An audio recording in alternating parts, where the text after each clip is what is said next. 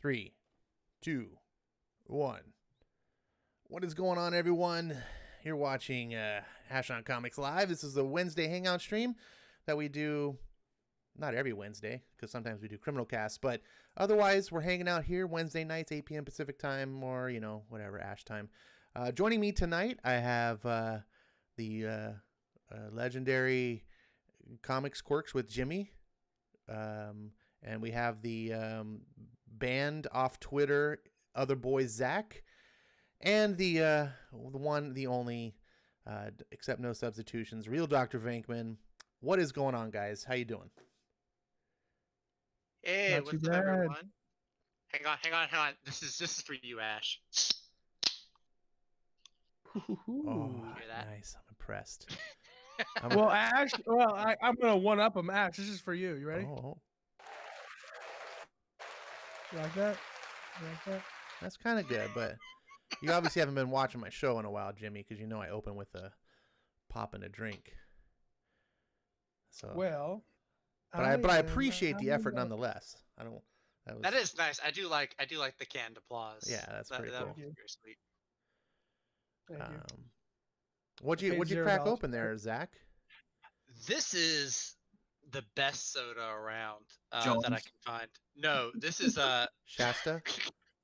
this is Dr. Pepper and cream soda. Oh, I've tried that. It's pretty good. It's pretty tasty. You got to get the regular. Don't get the sugar-free one. Yeah. That is the devil. That's the devil's. I do like that. However, I have to say, tell me if you agree at all on this. Does it feel like it's a little bit overbalanced on the cream soda and not enough Dr. Pepper? A little bit, but that's kind of what I like about it. Oh, okay. Just because when I was a kid, Dr. Pepper was like the go-to soda everywhere. So I have the taste of Dr. Pepper like memorized, and so I kind of like the little different twist on it with this. I do too. And I took also one and I really like mixed it with the- half Dr. Pepper to give it a little bit more, and I was really good. Oh, that sounds good. I'll have to try that. What you got going on over there, Vankman? You're a little quiet. Reading a book? Oh, sorry. I don't got any offerings for you, my king. No offerings. Off with his head. Did you say Kang? No, I didn't call him Kang the Conqueror. He's not that important. I thought you said I'm Kang. just a like measly Cain and king, Abel. not Kang. And if I was Kang, it would be Mortal Kombat. Is there a Kang in Mortal Kombat, or did I just fuck that up? There's Kano. Kano. Oh, Kano. I fucked it up. No, there's a Liu Kang. Yeah, Oh, there he's we right, go. I though. knew it. There Thanks, is. Jimmy. See, Jimmy's impressed me twice tonight. What have you done, RDV? I'm rating America Chavez number 3. Oh, That's wow. that I good. guess that. Oh my Okay. gosh, are you really? I'm gonna see Yeah. if I can They're one up up. to 3. I'm gonna see if I can one up Zach right now. Hold on. Did you hear that? I don't know if you heard that. I got a bottle. It's a cork. It's popping a cork. Oh. It's a Oh, it sounded like a ding from like a Yeah. a phone. That was, it's that was great. my bottle of Tres Generaciones Tequila Anejo. And I thought it was a bottle of iPhone Life. this is a numbered bottle. Jesus. Yeah, this is my it's not my top shelf. It is a top shelf tequila, but it's not my top. Anyways, it's Cinco de Mayo, so I figure, right? Like, you should get on the. Oh, it is. If it's numbered, it might be a collector's item then. It's rare. Well, it's too late. I popped it. A holiday made for Americans, because it is just a small victory over in Mexico that was just they basically the holiday's based around Mexico just stopped the Spaniards from just porting into Mexico, and that's it. Jimmy, I'm going to tell you right now. Go ahead, RDV. I was just going to say, if you're drinking any imported sodas, be careful. There might be gamma radiation in there. Oh, incredible! I think of that scene every time I walk past the Mexican sodas at Walmart. Every time I think of Stanley. Like, So- what is it, Juanitos? I think so. Yeah. Something like that. Well, Jimmy, you act like we don't just take every holiday and turn it as an excuse to like drink and eat. That's Be true. gluttons. Ask the Irish. Like everything, every holiday is an excuse, even like Valentine's Day. right? Was it the number one day of the year to go to restaurants is Mother's Day? I think I heard that. Every holiday is an excuse. We go out. New Year's Eve, right? Valentine's, St. Patty's Day. Let's think about it. Is there a holiday where we don't make gluttons of ourselves? I mean, Lent? Did you say Lent? Yep. And that's the reason why no one celebrates that holiday.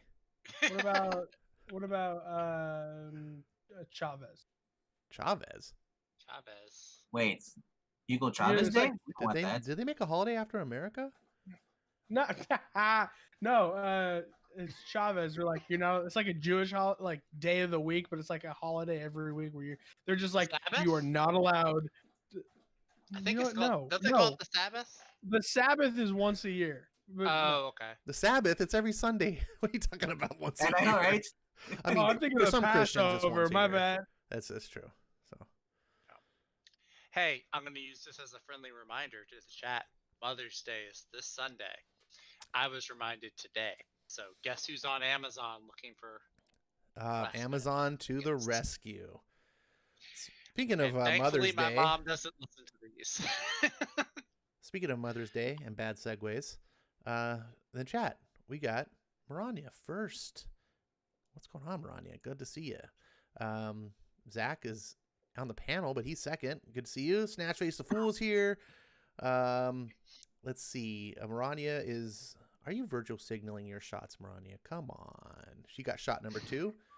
And she's doing well. Looks like she's on shot number 2 over this stream. You have to be shooting liquor if you're going to watch Ash on Comics. I highly recommend it. It will turn the show into an utter failure into barely watchable. So we don't condone the shooting of anything else. I forgot that it was Cinco de Mayo, and you just reminded me, so now I'm just ordering some Mexican food. Are you virtue signaling? You had to tell everybody that? Yeah, that's something Trump would do. Yeah. I love that tweet. Trump's tweet on that was hilarious. He just goes, Cinco de Mayo, great day, celebrate Mexican. At the very last sentence is just, I love Mexicans. He was like, oh, okay. Nice. It was nice. The funniest thing was just how many people got upset by that, by him just saying I like Mexican food and stuff. You're just like, why are you? It's like whatever. We're all thinking it. He's just saying it out loud. It's so funny. Let's see. We're all thinking we like Mexican food, but he's the one saying it. Funny. New comic book day. Did you guys get? Yeah. Did you guys get new comics? I did. Did you? I did. I got. I picked up a couple. Oh, sorry. No, go ahead, Jim. I picked up mine from last week, and since I dropped Marvel and DC, I didn't pick up any of them. You dropped Marvel and DC? Have you not seen like? You should make a video about that. Where did you drop announce them? that? I have seen your video. I was playing up for the show. Oh, I was gonna say a little showtime there where I pretend I don't know what's going on so we can play it to the audience. I haven't been on this before, Ash, so I'm catching up on how you guys do things. That's all right. Trust me, we don't normally do things well, so this is just par for the course. I can only say I was not given a script this time. This time. Shit! Who didn't give RDV the script? Scripts? You got scripts? RDV's a paid actor over here, everyone. Well, he's an actor. I don't pay him. He's one of those crisis actors, those crisis YouTubers. He's got to go back. Yeah, I played Wally West. I murdered a bunch of people. He's an infinite crisis YouTuber. He works for Ghostbusters Comics. And Vampirella. Yeah, I don't give him Vampirella comics, so those are too expensive. Yeah, my pull list, like if I go to League of Comic Geeks, it says, hey, you have 8 comics coming out today. I only bought 5. See, Ash can't go over too much. Ash can't go over by all the cheesecake stuff. He's allergic to it. He has to pick up the stuff like Namor, King in Black, or he has to pick up what is that, U.S. Agent? I get bet you- Commanders in Crisis because there's a lot of hot male butts on the Wait, cover. Commanders in Crisis. Jesus That's Star Trek. No, that's Steve Orlando's book. Okay. Okay. I don't know if you. I picked up Walking Dead Deluxe 12 and 13, and that has been pretty damn good. Excuse Nice. me. I picked up a Doctor Who comic book. This is my first Doctor Who ongoing book. It's a miniseries though. It is it's by Titan Comics called Missy. It's about the first female master, or so we think she is. And she actually is a great character. I was gonna say freaking- she's from the Capaldi series, right? Yeah. Oh God, I wish she was earlier. She's amazing. She was a really good. I did like her character. I liked her as the master. But here's the thing. This is written by. This is why I have doubts. It's written by Jodie Hauser. And that would give me doubts. But the cover is beautiful. It's just her playing chess, but each chess piece is a different doctor. It's a great. That does sound like a cool cover. I like I said, I got a handful. I got a handful of comics. They're all either mini series or independents. Oh, there you go. I got Noctera #3. Came yeah. out today. I got Ash. Ash knows this came out today. Firepower #11. Woo-hoo, I can't wait. Yeah, boy. buddy. Yeah, buddy. And then I got like I said, I these mini series here. I got Crime Syndicate, which is halfway through. I got Man Bat and Iron Fist. When did Sergeant So- Bats come out? Yeah. No, that would be Maga Bat. Maga Oh, Man that's right. Bat. Dude, I would totally read a comic called Magabat. Just like That'd a be guy funny. turns into a bat that wears a Make MAGA hat. Gotham great again. That'd be like a Bane thing. I can see Bane doing that. Instead we're gonna get a Castellucci Batman. I am such a victim here. My parents were killed. Give me a break.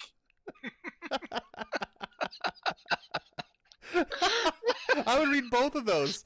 Those That'd be both sound amazing better if they than just did one of any- those. Like they just had like a, like like they're doing with the current books, where they have like 2 stories, so they can charge you more. Mhm. I would do that. I would pay to have Maga Bats as one story and a Victim Bats as the backup. Look how hard it is. I had to race Damien without Alfred. Alfred just he just left me. Hi, you're a jerk. DC, if you're listening, those already sound way better than any of your modern Bat books. Oh, And but guys, you gotta guys, I forgot. I'm going to Amazon. I'm going to Comixology right now, just so everyone knows. And I'm buying Beckstar. oh, okay. You didn't get a Black? physical copy? I'm 2 hours away, 2.5 hours away from my closest comic shop. So I ordered the first 3 and the graphic novel. So I am ordering it, but I want to read it. So I'm gonna go to Comixology. Jimmy, was that you in the other chat saying that they're coming out with a Lady Killers adaptation, live action? No. Somebody said that they're gonna do for Netflix. They're gonna bring Joel Jones's Lady Killers to Netflix. Well, there's a lot of comics being adapted. That wouldn't surprise me. Of course, Netflix Yeah. is doing that. I've lost count of all the comic book adaptation movies or shows that. Although I'm these surprised days. that Netflix would be doing it because they have their handfuls with the I'm- Millerverse. Disney can't do it, but if Netflix does it, they're just gonna kill off all the guys. No, I'm only surprised of Netflix because they have the Millerverse, and Miller has so much comic material to do. Do you know what should be an action? They should make a cartoon out of it, like they did with Invincible. They should do that with Man-Eaters. Oh, stupid. Oh my god. I did hear it was option though. Dude, it would go. People would actually start watching it. They optioned it, and then someone at the studio like read it and was like, "What the There fuck will did be we gore. option?" Oops. There would be gore. Hey, you'd have the same amount as gore. There would be blood, just not the blood you want to see. Man. I'd rather see Gore the God Butcher. Speaking of options, I got a funny little piece of trivia story here. So I don't actually know if this is true anymore. At one time it was true, but you guys know what the most expensive book option once was, if it's not still the case? Spawn? No, it was a book by Michael Crichton, and it was called State of Fear. It was at the time when they optioned it for 10 million. Now, Oh my god. Yeah, just the option was 10 million. Now this was during the Just Michael like- Crichton phase, right? When it was Jurassic Park and all these movies. So Congo, the funny thing is they optioned it before he wrote the book. So Wait, what? yeah, it gets better. So State of Fear is a book I love. I read it. I'm a huge Michael Crichton fan. State of Fear is a book about global warming, or rather the fear that politics has put in us about global warming, and how there's all this bullshit, and how Hollywood is used to change our impressions, and how society and media creates a state of fear. And global warming was just like the tool. And so Hollywood, of course, that'll never get made ever. I'm like, someone spent $10 million. Biggest baller move he could have done. He goes, they already paid me $10 million for this book. I'm going to just make it to the point where they're just going to be like, God damn it. It is so rad. I love that book. And I want to read that out. Add that to my list of books to check out now. Yeah, that sounds awesome. It's a fun, dude. You'll read it and you'll be like, I wish this was a movie, because it plays very much like those style of thrillers of the day, like Da Vinci Code or a Jason Bourne, because it very much it's like a globe-trotting international thriller. These couple of characters and other characters are trying to hunt them down while they're trying to find out the truth of things that are going on, and it plays out really cool. There's a lot of action, but true to Michael Crichton form, just like when you read Jurassic Park, you walk away thinking you understand cloning. You always walk away from a Michael Crichton book like educated. Like you feel like, oh shit. Like, I kid you not, if you ever read Timeline, yeah, he'll actually make you believe that time travel is possible. You're like, I think I understand time travel now. Michael Crichton's crazy. Thanks to Michael Crichton and Jurassic Park, I just think that every time we see the lamb getting, the goat getting eaten by the T-Rex, that's pretty much the reader getting destroyed by the crappy ideas. Like, no, I don't want no. Just yeah. Oh man. I'm not sure if I heard this right or not, but because Jurassic Park was so well received, of course they made the second one. They made The Lost World. Michael Crichton had to hurry up and write the Lost World book, I think, before the movie came out, but it was like a rush thing. It's like, okay, we're gonna do the sequel. You have to write a book first because we've got a movie planned. I think you're right. I think what I heard was that they finished writing the movie before he was done writing the book. Yeah, exactly. And that's why the book and the movie are so wildly different. They're very I read through the book. I listened to the audiobook. And there's a few similarities, but I actually prefer the book story a little bit more. Of course you do.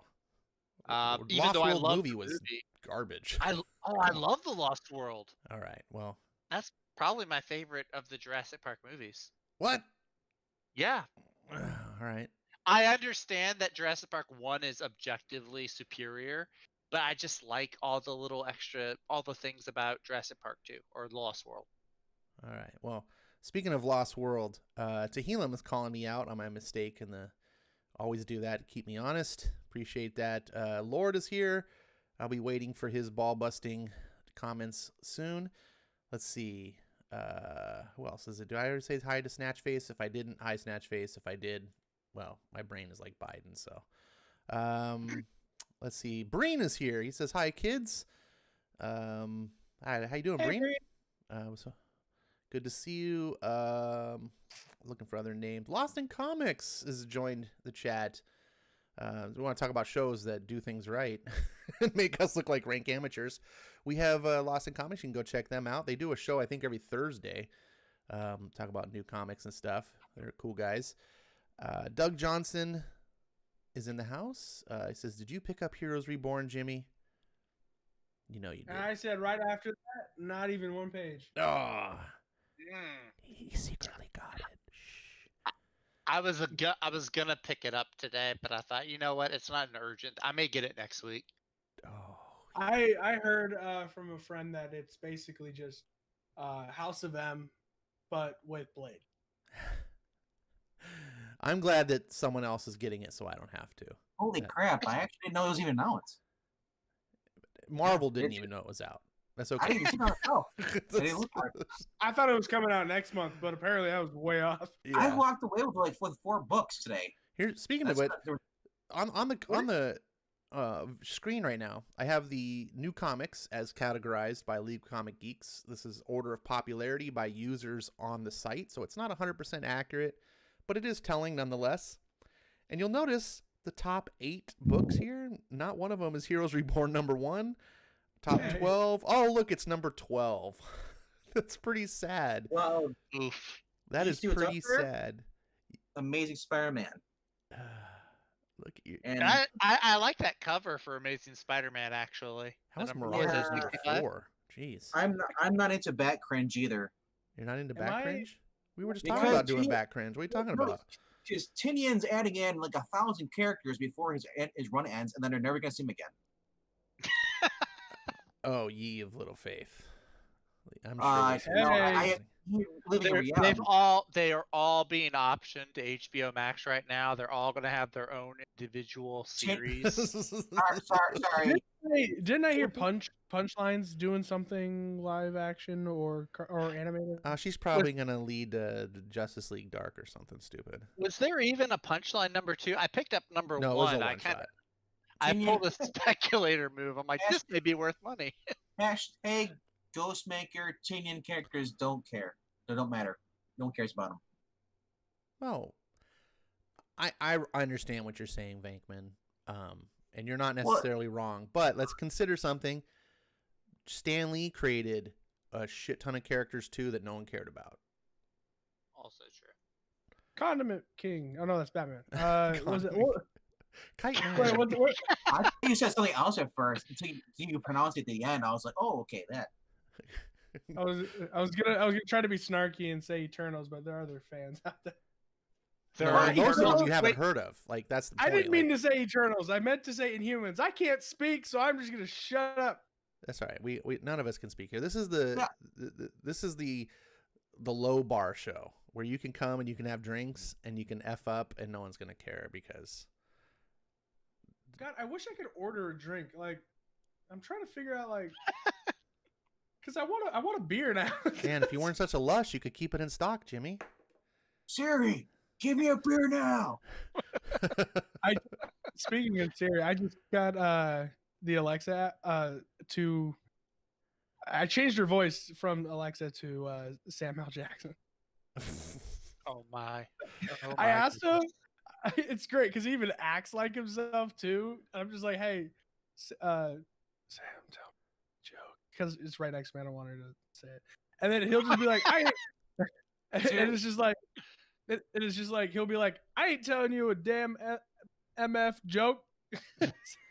So do you Wow. have to say instead of Alexa you say hey Samuel? Yeah. That's funny. That is pretty Yes, it- hilarious. Samuel, tell me a joke. Oh, it's very low. You can't. Oh, Samuel shy. Wow. He doesn't. It's Samuel Adams. He's drunk. Samuel. Wait, so I'm curious. RDV, what books did you get this week? Well, I have a book from last week. I'll see if we're going through. But yeah, I got the same as you. I got Walking Dead. Fictive Letters Uniscope. Got to represent the Van Helsing Steampunk edition, oversized issue. 52 pages. Noctera #3. I got picked up Fortnite Zero issue #2. Despite what Ash says, it's an enjoyable book. I feel like Is it's that the Batman Snake Eyes? No, that's #3 coming out in a month. Oh, okay. now. Oh, okay. No, this is Crystal Gage. They advertised issue 3 at the end of issue 1. I was like, what about Yeah. issue 2? Well, you know why? 'Cause Wait, what? No way.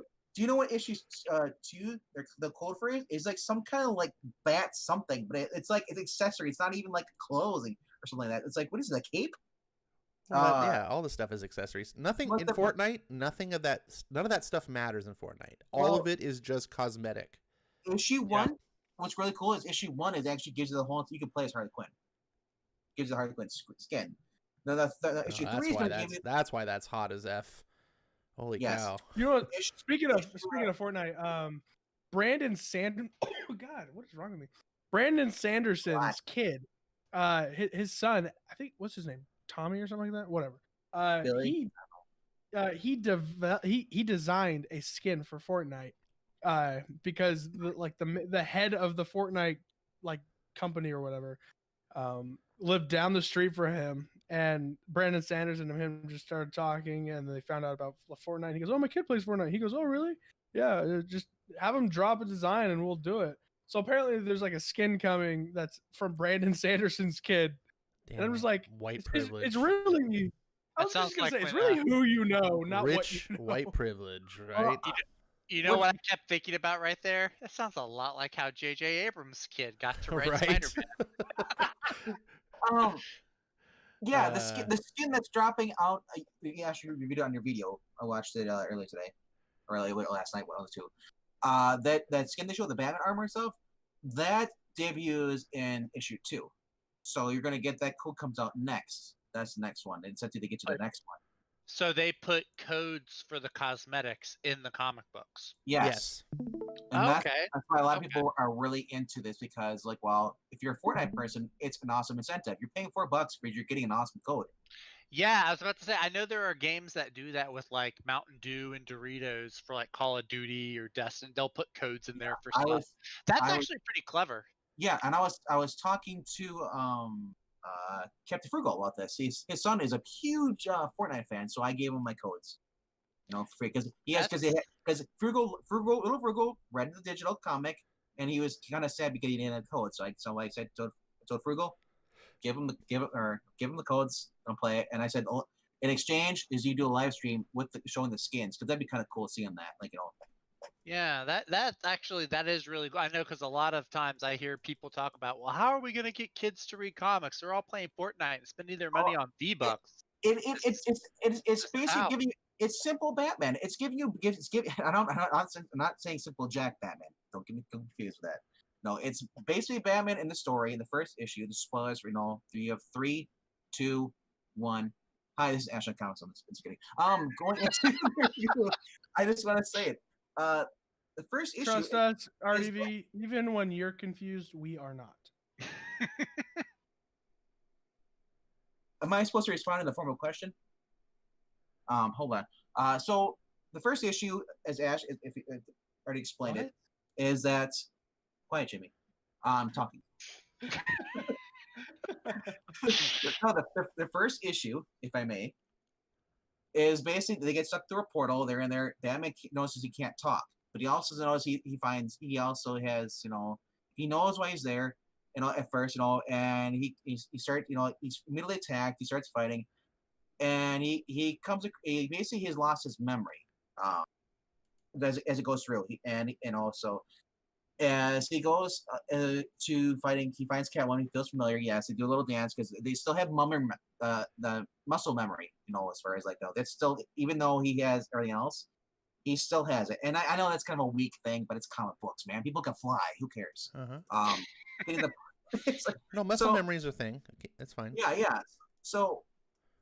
And I feel don't encourage him. Don't encourage him. No, it's really a thing. Muscle memory is a real thing. That's why people get amnesia.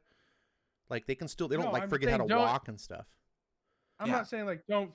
I'm not saying that. I'm saying just don't encourage him because I want to see where this goes and how many times he stumbles. Oh, okay. Just to see how it goes. Just know this: I can do this as much as I want, and I'll probably still get more views on my videos than you do. Oh. That's in 30 seconds. Throwing down the gauntlet. 30 seconds. Jimmy got a bunch of video.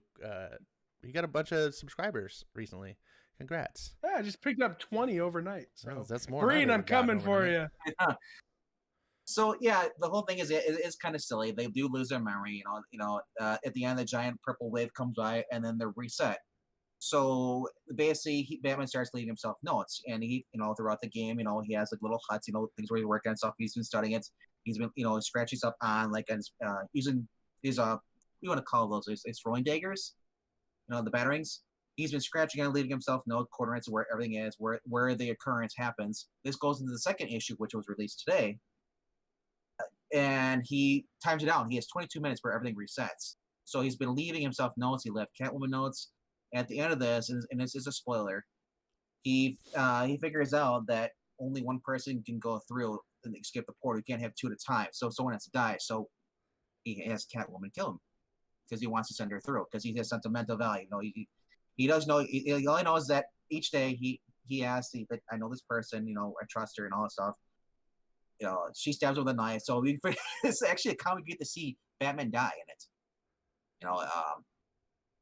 So it's and they meet Harley Quinn there too. It's like I said, it's there's not much. I mean, he doesn't talk whatsoever, but they basically are able to through writing stuff down, just leaving notes for each other. That's how they're able to communicate, keep remembering stuff. It's simple. It's their point. You're getting to see the Fortnite characters. You're getting to see Batman still doing detective work. He finds his scanner, eventually comes across it. The only thing that everything resets, but except their memory, except for gadgets. Some the gadgets are left where they are. Buildings and all that stuff, they don't get destroyed or anything like that, removed around. But he does notice that the center point of the storm keeps moving. So I mean, there is still somewhat plot development in there. So it's essentially the plot of a Fortnite match. Much, but you got to realize though, Ash, that's what it's aimed towards. People play Fortnite. Fortnite's still popular. I don't know. I know. I live with two kids who play Fortnite. You don't need to tell me. Now, here's the thing. Hold on. Here's the thing, though. From what I hear, a lot of stores got kids coming in saying, "Hey, where's the Fortnite comic book that I saw?" They want the code. And they get the codes, but also they went into a comic book store and bought a comic book because of something they saw on Fortnite. And that's amazing. We should be applauding that. I applaud DC for doing something like this. I think it's a good idea. I criticize the execution because now I haven't read issue 2. Maybe issue 2 ramps up in quality a great deal. I did a video on issue 1. I thought it was garbage. Now I didn't think I do recognize that it is for kids. And stuff, but it reminded me of when I was a kid. You used to get comics out of cereal boxes, and those comics were always garbage. Now, of course, they were appealing to 10-year-olds who had cereal and got a comic, but the problem is they weren't good, so it didn't prompt you to be like, oh, I need to get more of these. And my concern is that a kid's going to come in, they're going to get the comic for the codes, they're going to read it and go, whatever. They're not going to be gripped and go, my God, this is amazing. I need more of this. That first issue was, from a plot standpoint, not even the plot of a Fortnite match. It was just Batman running around going, oh, I can't talk. Oh, look, people are attacking me. Oh, I guess I'll fight them. Oh, look, who's this woman that looks like a cat? She seems to know me. I don't know. We're fighting. Oh, we're the only two. The end. That's literally the book. My other thing is it's kids coming in for the codes, and then it all depends on your product placement. The kids might say hey, there's more kids friendly, more comic books in there, like the IDW stuff, you have the Spider-Man, you have the Marvel Action, all that stuff. They might see stuff like that, and they realize, wait, there's actually Spider-Man comic books. I never knew that. I've seen the movies, but they've never been to a comic book store, so they might get them interested in looking at other stuff. There are still comic books that are aimed towards kids. They're not because there's Marvel and DC, but these are $5 comics. That's true. You also got to realize that. And those other comics that are $5, they ain't coming with no Fortnite codes. That's also true. Yeah. I understand that though, but there's kids who also do watch the cartoons. Oh yeah, no, absolutely. You could hit a few. You're right. There are kids that watch the cartoons. Those cartoons are free. You could get a few eyes, and a few people's minds could be open. But I think that if you're trying to be widely accessible, there's I don't know. It doesn't seem like that great. Well, but as far as casting your net out, trying to get as many. I'm gonna tell you this. I didn't even know there was even such thing as comic books until I was almost 18 or 17 years old, because I never knew there were comic book stores around me, anything like that. I knew there's cartoons, but I figured, look, okay, well, where is this coming from? I thought, because at my age when I was watching those, I was like, okay, this is a cartoon they put on. It's kind of cool. I didn't realize they were based off a comic book series. Spider-Man, I found out later because I got the CD-ROMs. I was like, wait, there's a whole bunch of stuff. That got me interested in going and looking more stuff. And we obviously the kids now they have movies that can draw on man stuff, but the problem is that kids are exposed with their first impression, whatever they're exposed to Batman on the Nolan films, or like they're dark and scary, they might not like it, or they like the Far From Home stuff, the Spider-Man. That's their Spider-Man. When they come in to see the comic book store and they realize, wait, this isn't the one I was watching on the movie. What's great about the Into the Spider-Verse, that actually is what you're getting in the Ultimate Spider-Man. It's so similar, and it's so and that I kid me not, that is Bendis, and I've been reading through that. It the 25 issues has been really good, and it's on par what you see in the actual the comic movie. So that got my niece into comic books. Now she's starting to look at more similar stuff. Did you have your niece read the 0 Point book? The 0 Point? No, I haven't seen her yet. Oh, okay. So because that'll be a test, right? Like, I'm curious to see what kids actually think of this. She wasn't Fortnite though. Oh. She used Minecraft. If they like a Minecraft thing, it's cool. Dude, that's next. Marvel, get on that. Compete. I'm surprised that Marvel didn't do that though with the codes with the new comic books. Like they had She-Hulk, and we're like, wait, we'll be promoting better She-Hulk. We can't do that. I see that this book. Right. I see this book appealing to kids who love Fortnite and happen to like love Batman. That particular sect of audience and their kids as well, like young kids, I think would like this because they're just gonna love seeing Batman in the world that they love, which is Fortnite. That's just gonna be cool, regardless of how watered down the story is. Because you also get teens who are more into manga now, and I see that Marvel's trying to dabble into manga. And maybe part of it too is I expected more because Christos Gage is a decent writer. Like, what is he written before this? Oh, he's written tons of stuff, dude. I can't even. The best, or most recently in the past 10 years. That was great. Well, I know that he was doing some good stuff over at Valiant before Valiant went down the tubes. He wrote Avengers Academy. That was actually a really good run. I really liked Avengers Academy. Wow, that was like what, early 2000s? Wasn't he writing Deathstroke for a while too? Like he's written a lot of stuff. He's been around. He's written Spider-Man, Buffy, a lot of Buffy. Here's a way, right? Google. Daredevil, Deadshot, Fear Itself. He did some spinoffs. G.I. Joe. Well, everyone did a spinoff for Fear Itself. Touche. Here we go. So like here's this is not super accurate, but it's the Comixology Christos Gage page. Oh, Spider-Verse. He was in there. Superior Spider. He's written a lot of things. Now he's not like your top talent, but he's always been like a solid guy. He's one of those writers that people are like, okay, cool. Like, he got 4 pages of stuff. Yeah, he's done some good stuff. Just looking through his list, there's a lot that I like. So, anyways, you can look at this. If you kept these books, they'd be worth some money. About $25 for number 1. So, hopefully, Frugal's son thanks you. And by thanks you, sends you a Benjamin. I would have given my nephew, but my nephew, he's like, it's funny. It's like kids are like the 1 minute are like, oh, I love this, and then like or 10 days later, like, I hate that. I'm grown up now. It's like, what? That kid is so much hard to buy stuff for him. It's like he was like, oh, I love this, and you're like, okay, here you go. And he's like, yeah, I'm so old with that. I'm 9 years old now. I'm like, Skip in the chat. Christos Gage ain't that nice. He's hella all high tier meh.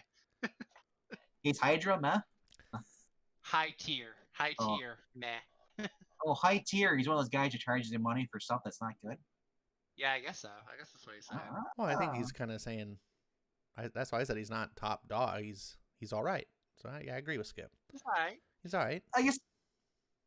Like I said, my thing is I don't care what people say on Twitter and all that stuff. As long as you back up your you're a great writer. You better be like John Byrne level if you're gonna start saying shit on Twitter. And Yeah. the sad thing is, a lot of them aren't. Well, Christos Gage is also one of those writers that will take almost any job, as witness the Batman Fortnite. It's like, hey, we need someone to write My Little Pony versus Transformers. Like, I'll do it. I would So, read that. you know, and I'm a firm believer that you can be a good writer. Doesn't mean you can write anything, right? Everyone has their wheelhouse. And that's why that old saying, write what you know, comes into play.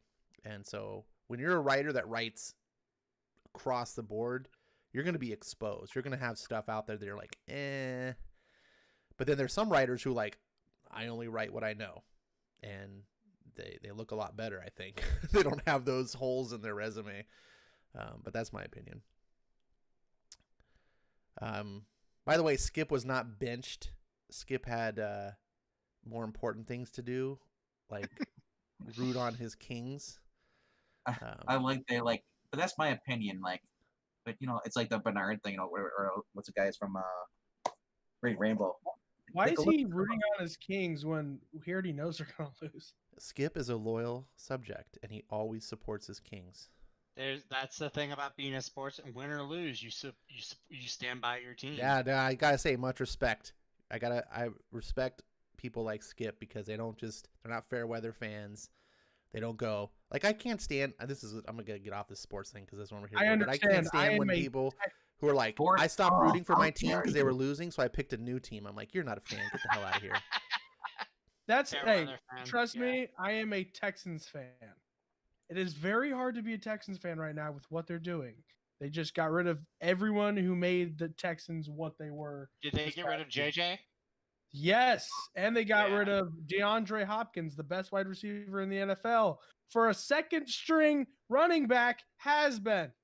I got Yeah, some good I'm news just a today. JJ Watson Well, fan. I finally got there's some good few news. people that can compare to Chargers fans.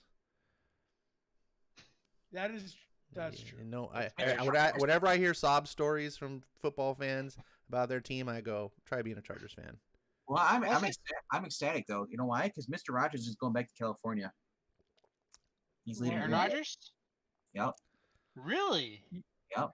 He wants to leave. Wow. I'm he said like, he wants good. to You can leave. take it like crap somewhere else. He said he wants to leave. He didn't say where yet because he's still on He's contract. from We're just gonna have to California. trade him. He still lives there. Wait, Ash, didn't Drew Brees play for San Diego? Oh Or yeah, was he on the team? uh-huh. Yeah, we Oh, got he him was from- drafted there. Yeah. Sorry, we stole him from y'all. He probably You didn't could've steal played him. y'all The for- Chargers literally just gave him away. They didn't even make a trade for Drew Brees. They were like, hey, we Oh, have this future wow, Hall of Fame okay. quarterback that's going to take a franchise to the Super Bowl. We're allergic to Super Bowls, and we don't like money or anything. So we're just going to like let Drew Brees go. That's what they did. They didn't even trade for him. That's so Pretty yeah. bad. But pretty I was a bad. New Orleans Saint. New Orleans Saints is one of my like B team kind of like when my Chargers are out of it and I pick other teams to root. Saints were one of those teams, so I was kind of happy Saints with are it. Yeah, Saints are Dude. a solid team. I'm a Texans fan. We have lost more games in the last 2 minutes The than I last can 2 remember. minutes. Ah. Hey, my wife is a Cowboys fan. We played against I Tom don't Brady. think it's with- worse. Dude, Deshaun Watson in his rookie season, his first game against Tom Brady would have beat him. But our defensive back at the time was like, yeah, I'm just going to let him score. He threw a football and the wide receiver catches it in the corner end zone. And all he had to do was just push him out of bounds. His feet would have landed out of bounds and it wouldn't have counted. But this guy goes, I'm going to go for the football and lets him score. Oh my, It does feel weird to spend so much time talking about sports ball and Breen's not on. Yeah. Speaking of which, let's get off the topic here. Snatchface says if Christos Gage was great, then he wouldn't have to finish Dan Slott's work for him. Ooh. Oh, snap. Wait, you're saying he's got sloppy slot seconds? Oh. Oh. Slotsy Or- slotsy seconds. Hear me out. Or he's really good, they hired him to clean up the mess that Slot has, and it's a lot better than what it originally was. That could be. Yeah, get on your knees and wipe it up with a toothbrush and a rig. No, because then we'd all think that Dan Slott was good. If he was like a ghostwriter, like cleaning up his work, we're like, oh, dude, Dan Slott's great, not knowing secretly that Christos Gage was fixing it. No. It's even after he fixes it, we go, Christos Gage is fixing a pile of poop into a more beautiful pile of poop. So take that what you will. A more beautiful, a more photogenic pile of poop. Yep. Well, Skip says his Kings are on a 4-game winning streak, so he's excited. I would attribute that to karma for being part of the squad, Skip. So we rub off on you, and we're good luck. So you can thank us. We'll take all the credit. He says that, but just because he said that, he's gonna jinx it. Way to spin that bad, Jimmy. I want Skip's Kings to lose so he can be humbled again. That's it. That's all I want. No way. I want the Kings to win.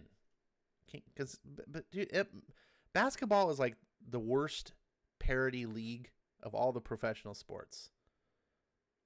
Like the same teams just win all the time, and if you put like a superstar player on your team, it instantly elevates you because it's so star driven. And there's so many teams that just endlessly suck. So yeah, it'd be nice. It would be nice to see Kings in the discussion. Like, hey, who's going to the playoffs this year?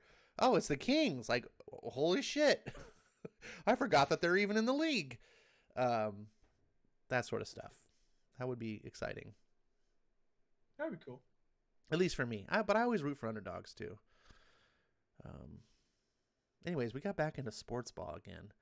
We did. We tried to get out, and it turned into a revolving door, and it brought us back in. Just when I thought I was out, they keep bringing me back in. I'm looking here. You've got the top 8 new books this week. I have one of them. One of the top new books?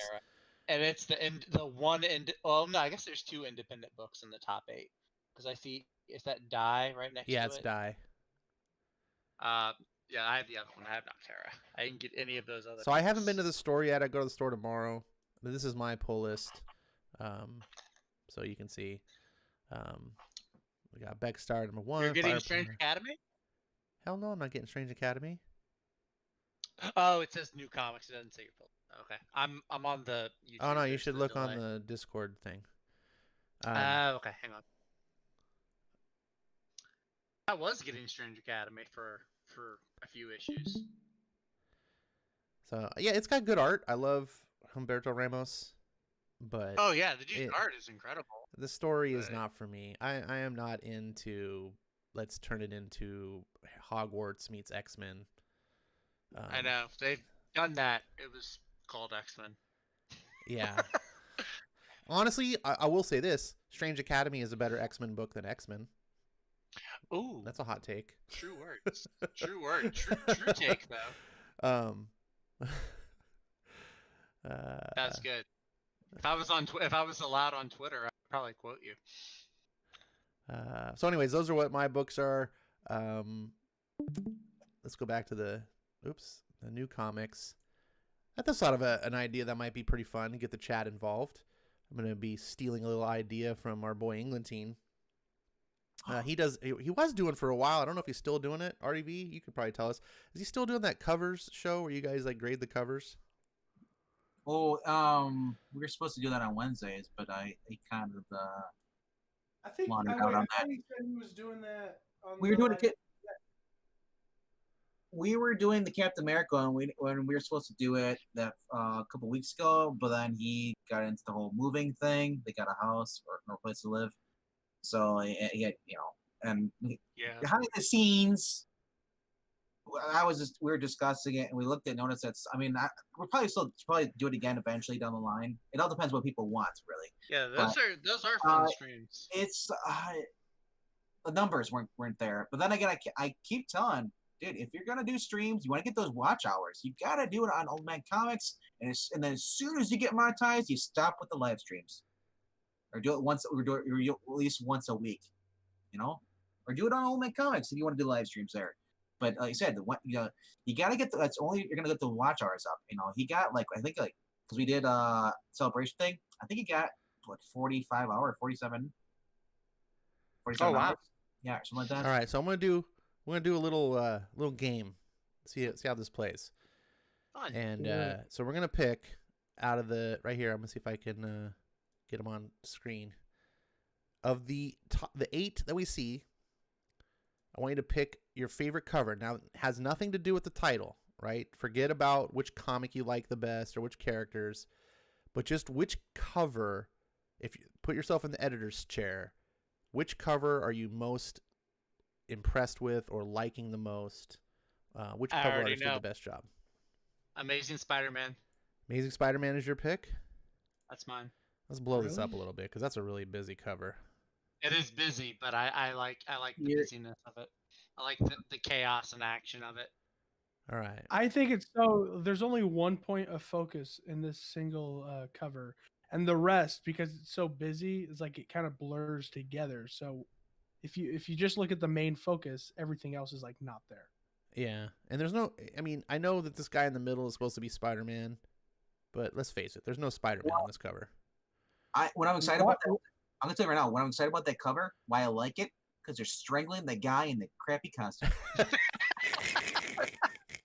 I'm also Yeah. just now noticing that most of the villains in this are the female like there's the female version of Electro, Yes, the woman that- Doc Ock. It's like they're all hate. It's like all these girls watch the Fashion Network and they're all hating Spider-Man Well, for bringing I'm the gonna tell suit you right out. now. I don't know if you've been following along with the books. Mm-mm. Robbie's son, because Robbie's running the Bugle right now. Because Jonah's doing a Is he blog. still? He's not Yeah. the mayor anymore, huh? No, Jonah? he's not. No, Kingpin is. Oh, okay. Oh yeah, that's right. That's right. Yeah. So Robbie is dating Tombstone, or is Robbie's son? I forgot what his name is. It's whatever his name is. He's dating Tombstone's daughter, the Beetle. Oh, the Beetle was Tombstone's daughter. Yes. That was I revealed. might have known that. I might have known that. Yeah, well, yeah, that was the issue before. This is the aftermath. Now there's a war breaking out because, like, they're doing the Romeo and Juliet thing, which is such a huge trope. And I'm like, Spence, you're gonna ruin that too. It's And like, I got my pick. What's your pick? All right. I was stuck between Strange Academy and Die, but Strange Academy is beautiful, but I'm gonna go with Die just because if I had to have one on my wall, it would definitely be Die. That cover is beautiful. I do like the Stephanie Hans art 100%. So yes, I'll go with that. I mean, look at that. It's just beautiful. I do like the sea monster. Yeah, But and with the reddish shade like that, and the coloring and the contrast reminds you of what they've been doing with the Black Widow covers. yeah, a little bit. Yeah, I can see it. All right, we got Doug Johnson's voting for Hellions. We got Indie Comic Jones voting for the Hulk cover. RDV, Now- what's your pick? Well, I'm gonna make a comment right now. Why does that woman have the what was the guy's name? The man who laughs. The Batman who laughs. Oh, see, I was thinking Why of Immortan couldn't he have the Joe. one? Why couldn't he have the one that goes over the mouth, and she can have the one that goes over the eyes? My brain instantly went to Furiosa. Yeah, that. We're just It's picking, cool. Are we It's just dope. picking out the top 8? Yeah, from the top 8.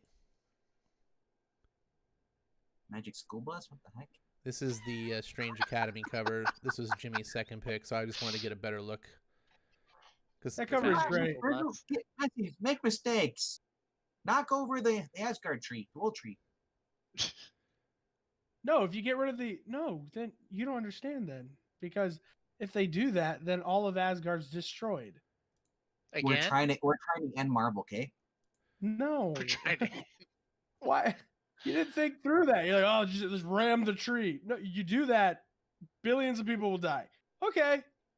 The villain What's people. your pick, RDV? Not that one. I'm trying I to do see. like that cover though. That Alex Ross cover is great. I'll have to go with Hellions, the classic women beatdown. Might as well be mud wrestling, but it's close enough. Is that Psylocke versus Psylocke? Yeah. It looks like.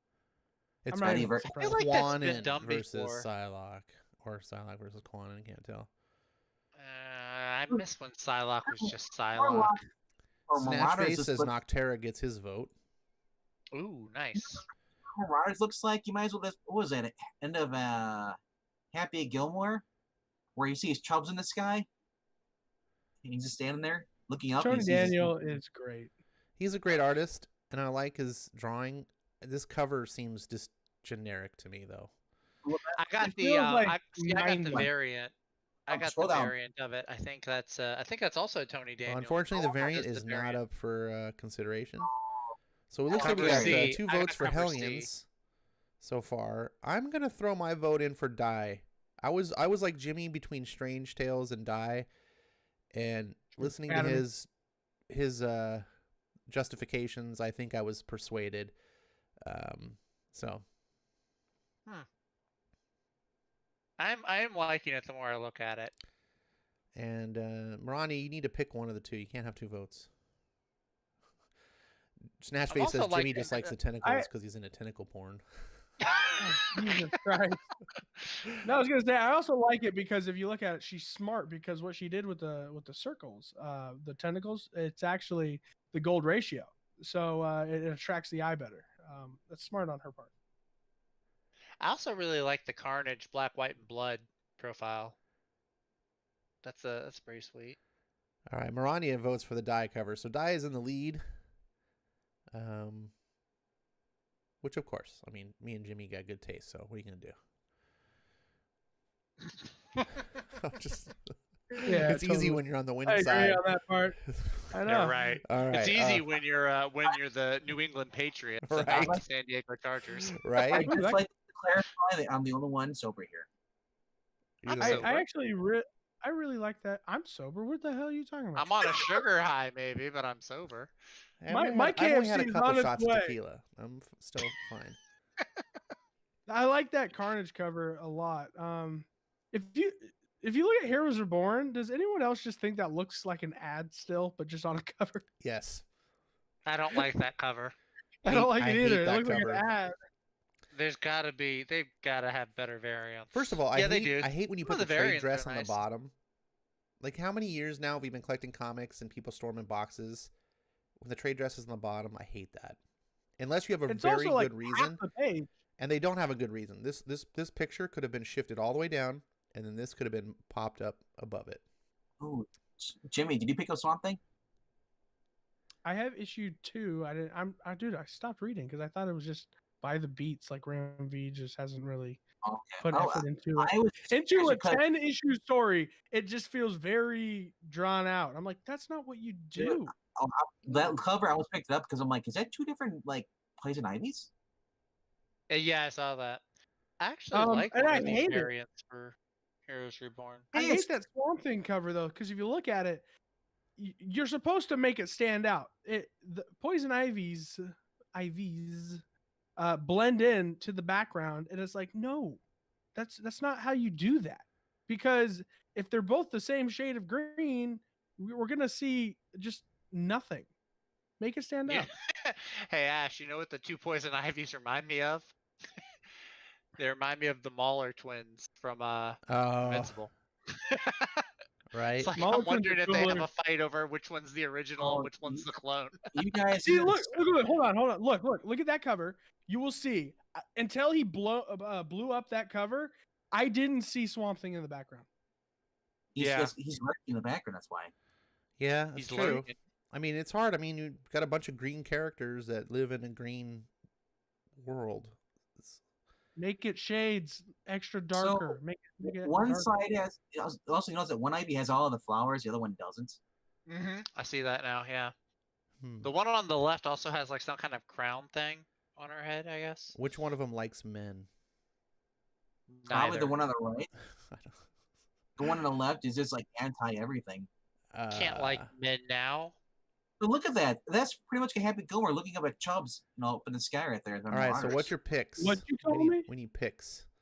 Picks for what? The top cover of these 8. Oh, is this? Wait. Oh, is that this week? Wait. Yeah. Oh, So Die. oh, So it's Die won the first one. Okay. Oh, so now we're looking at Now we're looking the at second the- and third row. Oh, okay, Yeah. okay. I see. I'm sorry. I'm slow. Yeah, I have a choice between two right now that are actually just like. I really like the Crime Syndicate one. Actually, I have that one. I have the Crime Syndicate cover. Can we just have an appreciation post for Chris Samney, please? Because Yes, damn. please. Is that Chris Gore the God Samney. Butcher? He back? does kind of look like Gore the God Butcher a little bit. Killing me, Smalls. I'm gonna say Crime Syndicate. Crime Syndicate, huh? Oh, you like those Yeah. busy covers? I like the team shots. I like the group shots. And this one, it's busy, but I don't feel like it's as busy as the Spider-Man one. I also really like these scenes where the group of heroes, the people you're rooting for, they're like surrounded on all sides. So like you can see as you look in the background, there's some characters in the back. There's characters coming out from both sides. I like it. I like it a lot. And this art style, I feel the artist. I think you like the artist. bisexual Oh lighting. my Is this David Look at- Finch? Yeah. Is that the evil Lex Luthor from the Smallville? Or not Smallville, but the From one that's Superman and Lois? he's I not think gonna he be is. I think he is. I think that might be the Lex Luthor in this. I'm not sure. All right, so we have one vote for Crime Syndicate.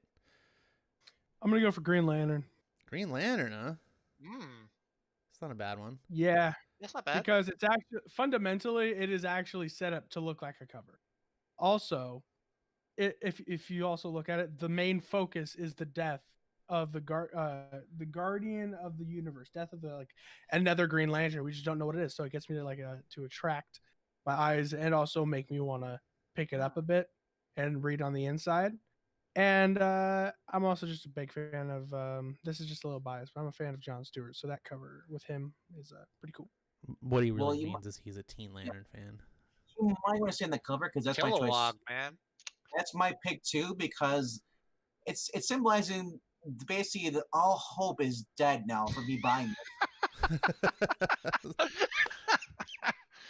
Rest this in this grave lies RDV's full subscription to. I like the Green perspective shot on this. I can't vote for anything that's got Teen Lantern on it.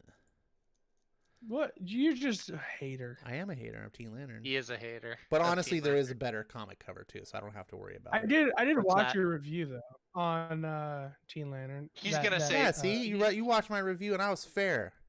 He's gonna say Yeah, I firepower. want you to take that back on air where everyone can hear it, Jimmy. You're fair, but you're also a hater. I would be shocked if Ash goes for like Carnage. No, So he's that's gonna the go. best one. He's gonna go for firepower. I'm not actually. Oh, I- okay. I know want you- to because I like Firepower, and that's Firepower would be my Okay. second pick here. Truthfully, You're gonna Green go for Lantern, Green Suicide Lantern would probably Squad. be my third pick. I'm going with Suicide Squad, I Oh, called really? it. and called it. I hate woke Cripple Flash. Like, despise this. This is actually a different one too than the Future State Flash. Oh, is this the other woke Cripple Flash? Yeah, there's like two of There's them. two So woke there's Cripple the- Flashes because one wasn't There's enough. two. There's two. Yeah. So the one in Future State is a different one. This one, as far as I know, does not use the they them pronouns. So just the layout of the cover, though, the coloring of her being like these warm reds and oranges really helps contrast it from the cool coloring of everything else.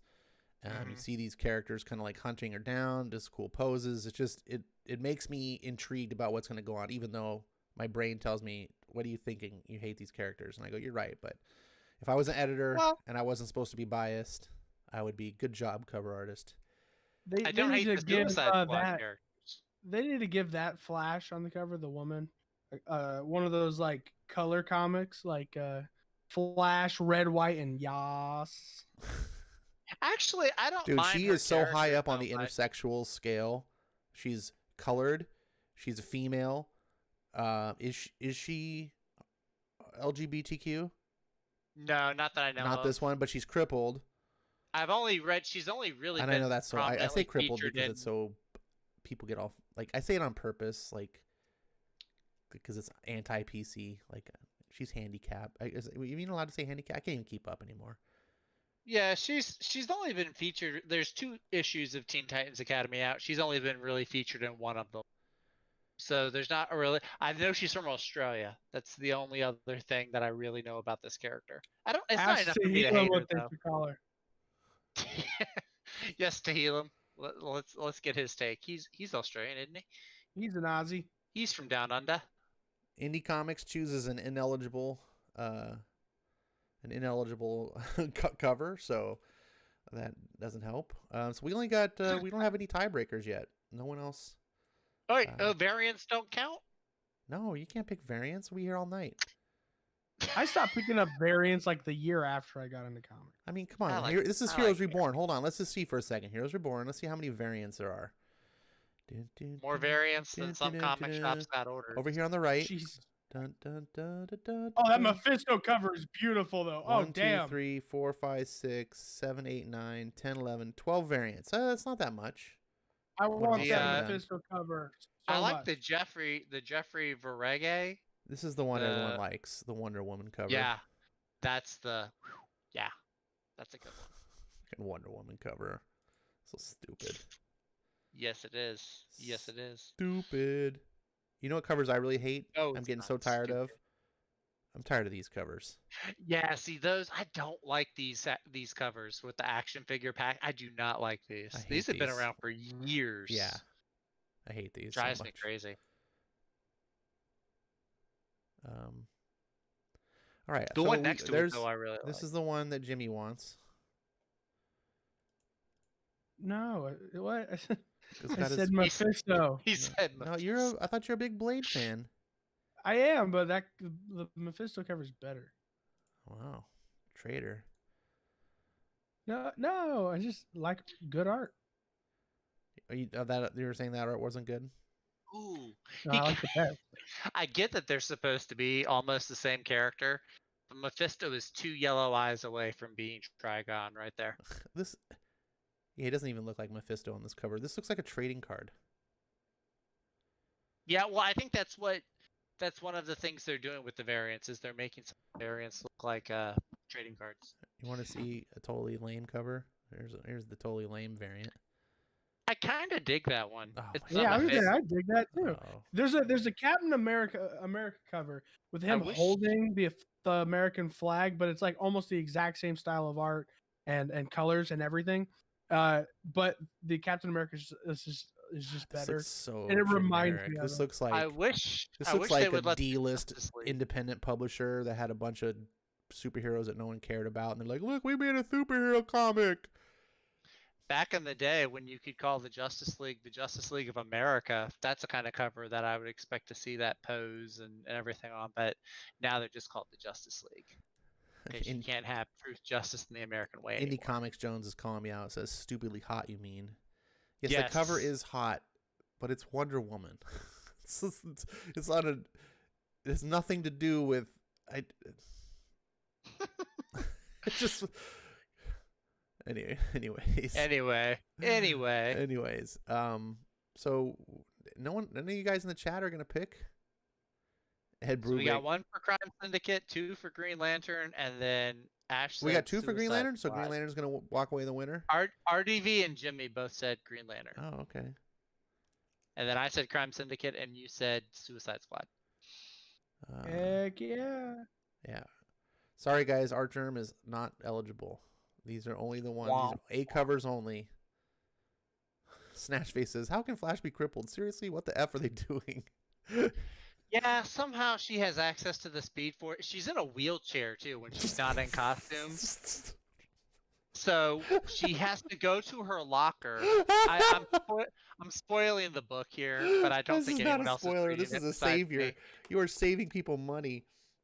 So going. I still like the book for other parts, but yeah, it's Okay. like if she senses trouble is coming, she has to wheel over to her locker to get the legs and put them on before she can zip around and do her thing.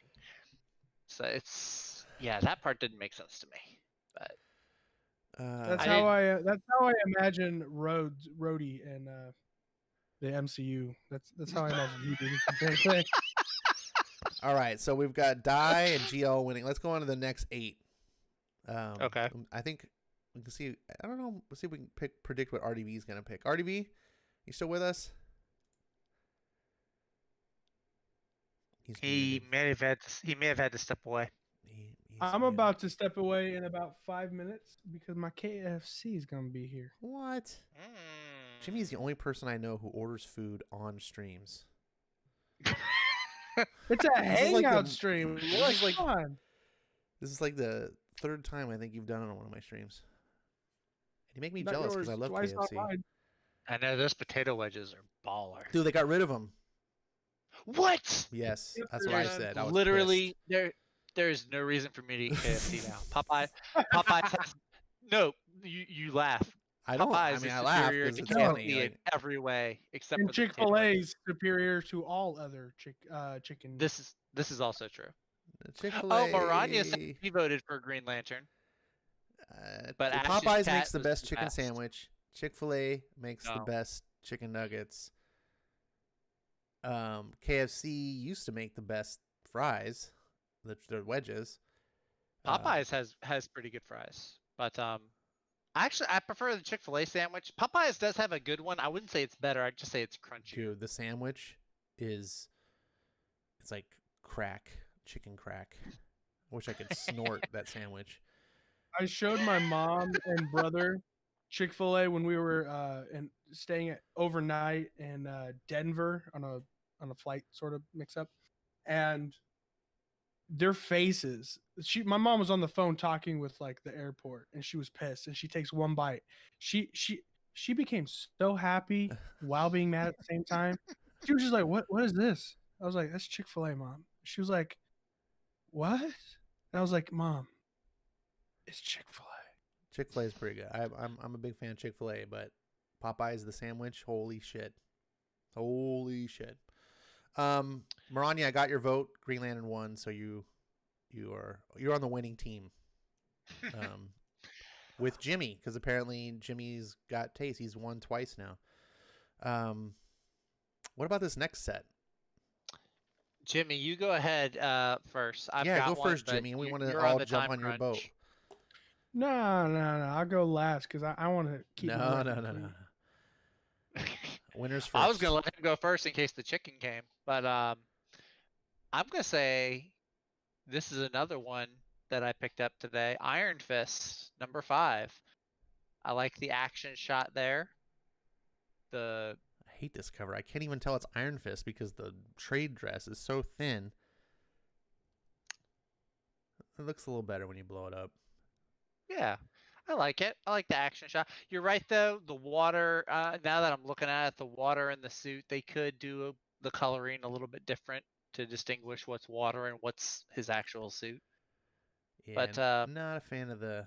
Well, it's a little generic superhero cover.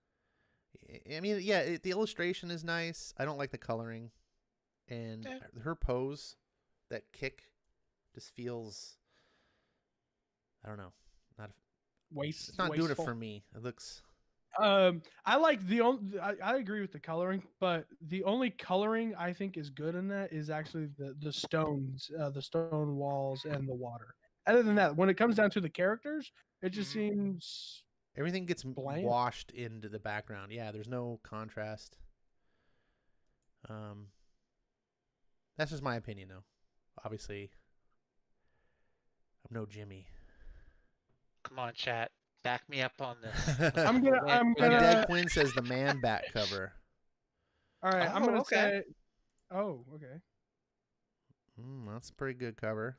No, the shading in that is bland. It doesn't even look like a cape.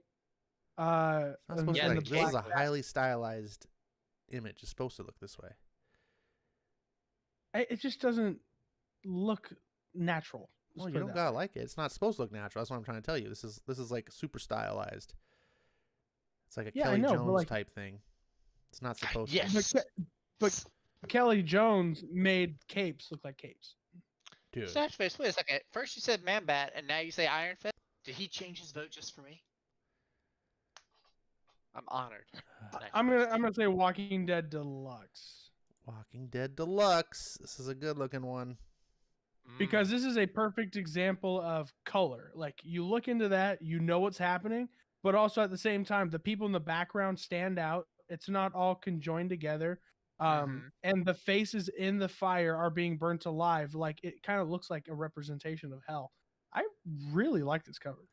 No, it's a Yeah, good wow. cover. And speaking of coloring, the colorist, I said plural, is using it's Doug colors to draw your eye in the appropriate way, which I really like. Dave McCraig is the colorist, and for a comic that was black and white, he is kicking ass. Yeah, that's the thing. Because I was reading Walking Dead comics when they were just black and white, and I kind of fell out. I got like the first big omnibus collection, which took me like 2 weeks to read through. But I kind of want to go back and revisit it now that it's all been colored in. We got 3 votes Oh. for Iron Fist. You guys are crazy. Yes. I'll be right back. Uh-oh, the Indie chicken's Comics here. Joan. Batman new Second favorite Son is a person decent in cover. I kind of like. Is that Black Panther? Is that by who? What? Hey. It looks like Black Panther. Right. What is Wakanda black? It is forever. Black Gotham Batman. forever. It's like, well, the armor looks like you're giving him Azrael armor, like you're giving him a knight armor with the glowing eyes and the. Well, remember, your opinions are valid, but we're trying to strip away our opinion of the actual source material and just grade the cover as a cover. Because So obviously I'm I hate this Second Son Batman crap too. Well, no, But I'm not against a character. I just like it's just. I don't like how it's drawn. I don't like his leg down there. How it's turned. It's supposed to be tucked behind him. Behind the other guy. He just looks like a giant blob there, and you have a leg going. his leg bends back. This is like a flying kick. This is like proper form. What? That's kind of why I like it actually, as opposed to the Iron Fist cover where the girl's just like leaping the air doing some sort of cheerleader kick. I couldn't even tell his fist was over there. I just saw a stump. Huh. Oh yeah, you do kind of have to. Yeah, I see what you're talking about. The coloring could be better for sure. And then whose tongue Yeah. was that? Oh, it's a hood. I thought it was a Venom tongue. Yeah, I saw that too, and I was like, my first thought was it was like his muscle like from under his skin or something. I'm like, what on earth? All right. Well, I'm gonna pick Walking Dead as well. It's easily the best cover for me out of this bunch. Although I do like the Man Bat cover. Same here, but that's not the Walking Dead cover I got. Oh, is there a different Walking Dead cover? Oh yeah. Yeah, there's the normal one that they give you, and then there's the one with where you have, I think it's Lori. Yeah, it's Lori and Andrea on the cover. They're shooting a gun. Oh, okay, I see it. Yeah, So that's the one I got. I'm counting 3 votes for Iron Fist. Yes. Snatch Face.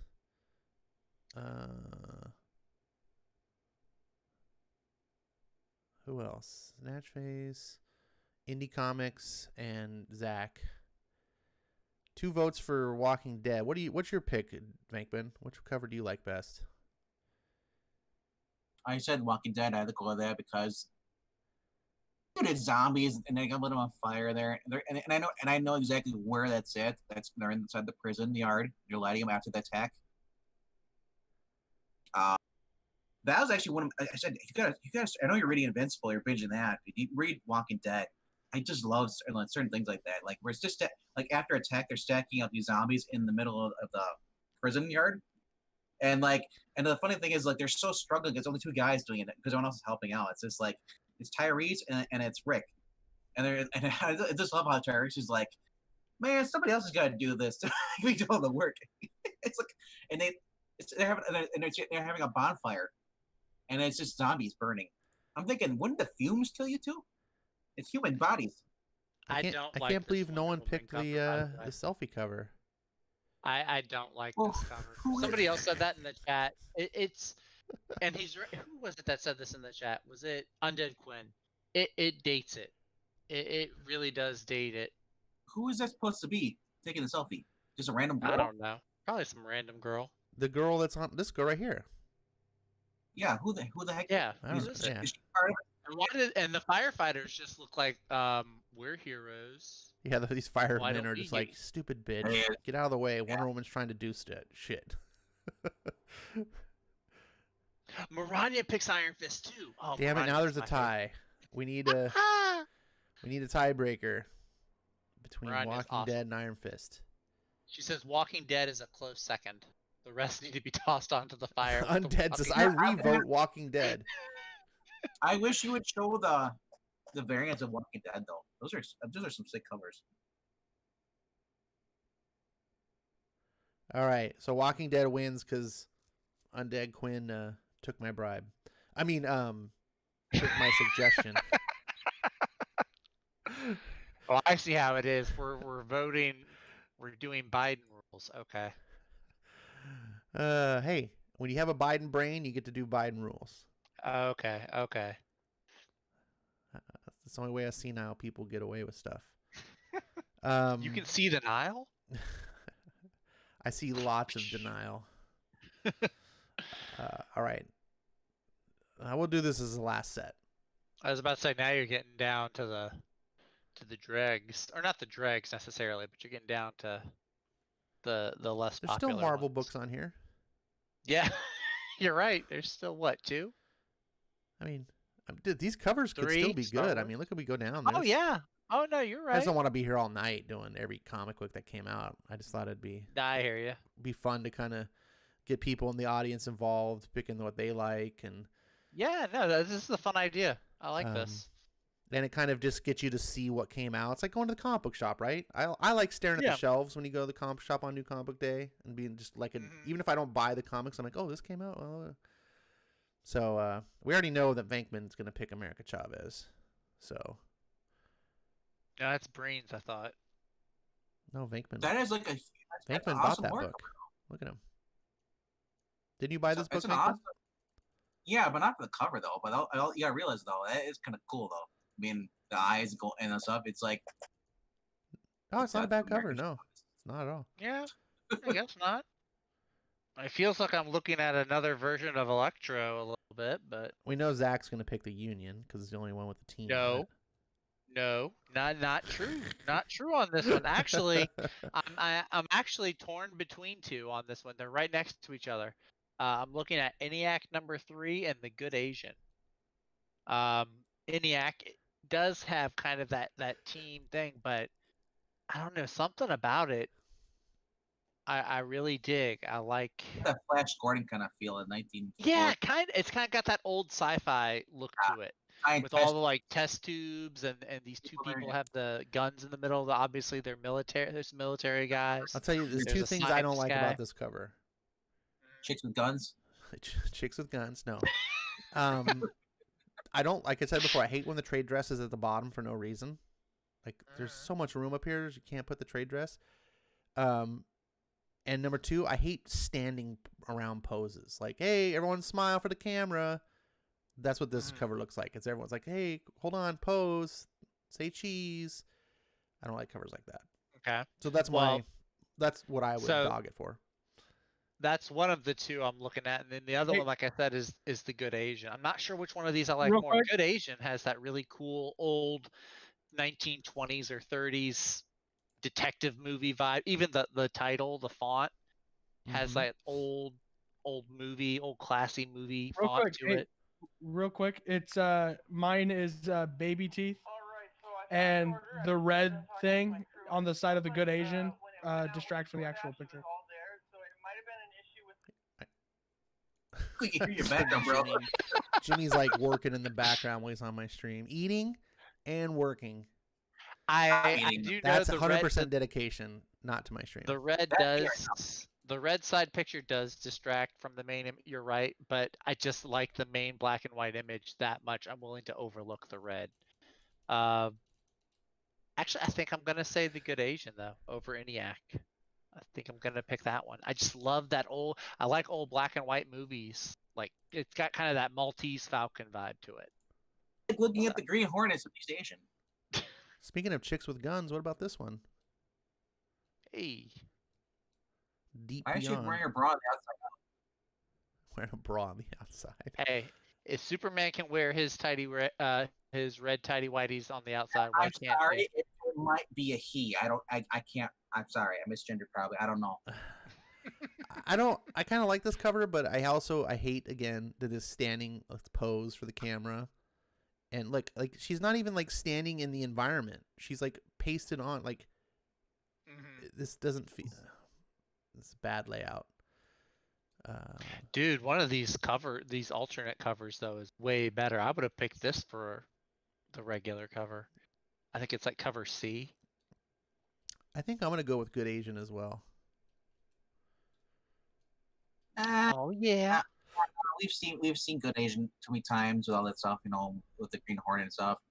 And they got Damien over there with his horns, baby teeth. Yeah, I don't like that I'm cover. doing baby teeth. He does Doing look like baby Damien. teeth. Because what it does, it represents the child who is actually the Antichrist, and Yeah. his purpose is to come and destroy the earth. And so this kind of represents he's gonna like destroy the earth, but at the same time he's a baby, so it also is like has that cute feeling of like Great. Yeah, but see, Dude, that's you're crazy. using information to judge a cover that shouldn't be part of the criteria. yeah, that's what we do for all of it. No, that was the specific thing is take away your own knowledge of the book or your own personal likes of characters or things. Just judge it for the cover alone. Okay. If you're like an editor. At the same time, the baby has horns. It should show you he's like a devil, so we could assume it is the Antichrist. Well, yeah, That's what I'm he assuming looks like it- a devil baby. That's for sure. I don't know. And I so don't know. he's coming to destroy the earth. That's what it represents, and I appreciate it. I think that's a good picture. Sweet Tooth. I don't know. All right. Well, Jimmy, But Jimmy likes going- Antichrist, apparently. Based off the cover, actually, Ashley's right. I'm going America Chavez. I just love that. It's like a horror epic, like, you know, just throwback covers. I mean, I didn't see the little stars in there first, though, on the wrist, but I- Oh I- yeah, look at those. I Those do are have to glow in say, the dark. I like the coloring on this. The lightning really pops, Yeah. you know, as it comes out of her face. And so I do like that quite a bit. This would probably be my second Cool. choice, America Chavez. the fact where she starts cracking, her skin starts cracking, like she's gonna do Dr. Right Hand and explode. That would have been cool. But yeah, I like the Good Asian. I'm also sold on crime noir stuff, and I just like the layout of this. It makes me. I mean, it is I'm assuming it's a crime noir book, so it makes me feel like what I'm gonna get. Well, Like, the thing is, I thought when I Hopefully. first saw it, dude. I kid you not, and this is because of politics with everything. Stop Asian hate. I thought this was a pandering book when I saw that. it might be. I'm not judging it on that. Like, remember, I already picked Suicide Squad, and I fucking hate Cripple Flash.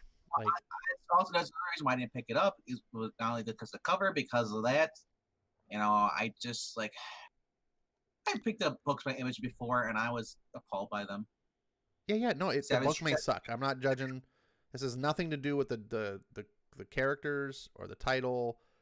It just has purely to do, like I said, if you were the editor and the cover artist turned it in, said, here's my assignment, I'm trying to sell this book, I was tasked to make the cover, how pleased would you be with these, like, and I think the Good Asian is the best at achieving that for me.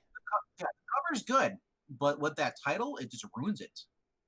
It's just a dorky title. It is a dorky title, I agree, but not to necessarily the people it might be targeting.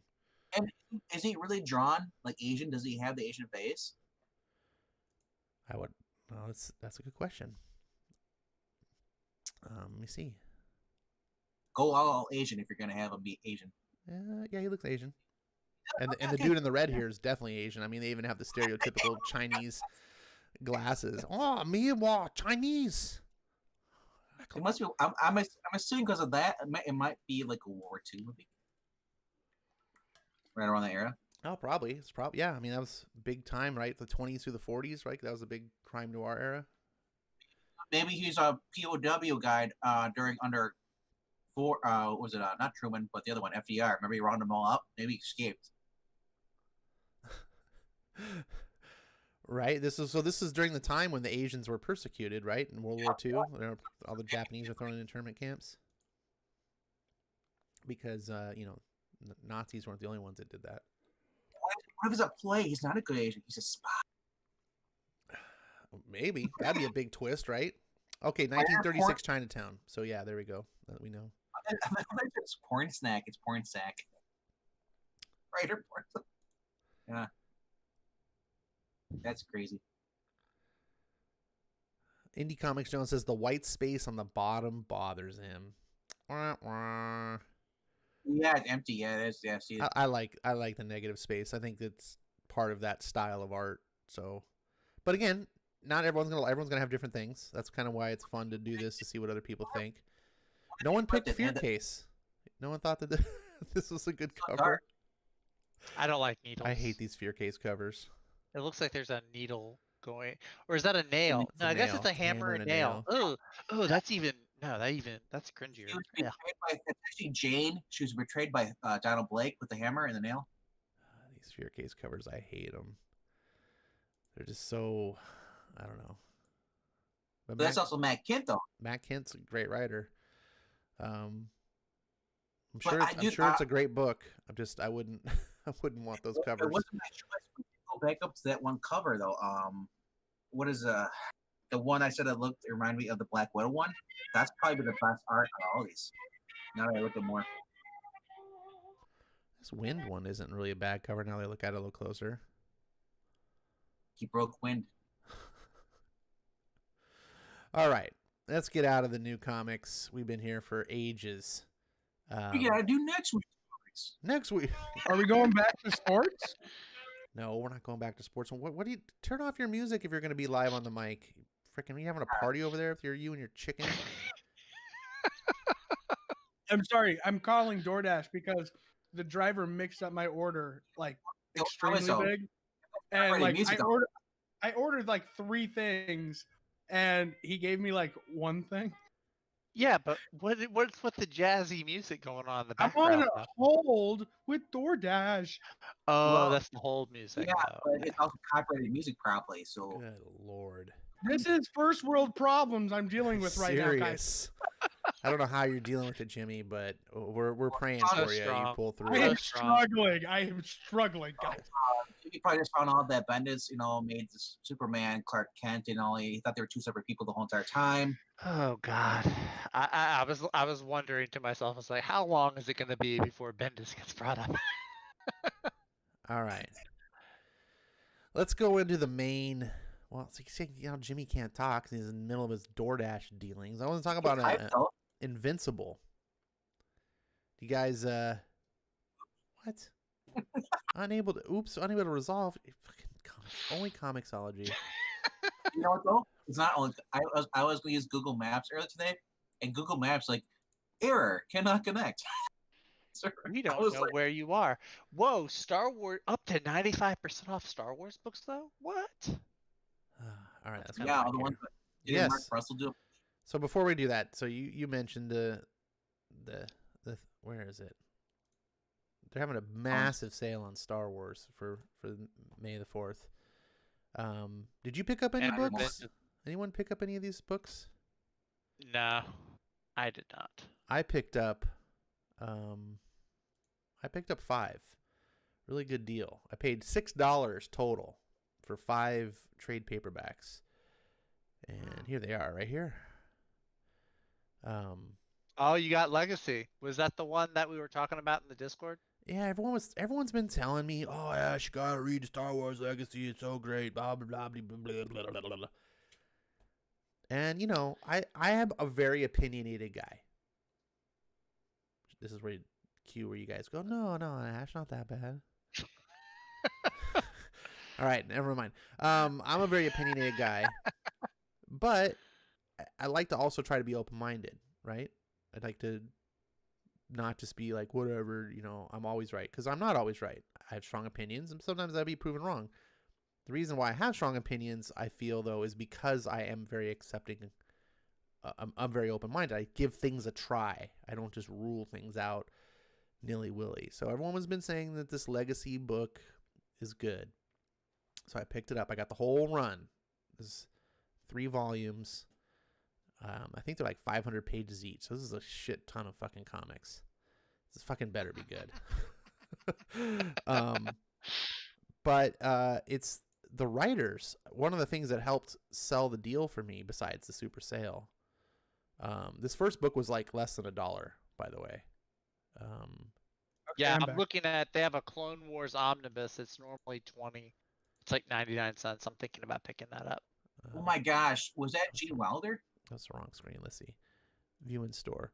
So Did you say Gene? I love Gene Wilder. So the writer Dude, on God. this, the writers on this series was Jan Dersima and John Ostrander. I was like, Ooh. oh shit, that's like, Suicide Squad, John Ostrander? yeah, Spectre, John Ostrander, Hawkworld, John Ostrander. Wow. Wait, that is D. Snyder on the cover in the middle.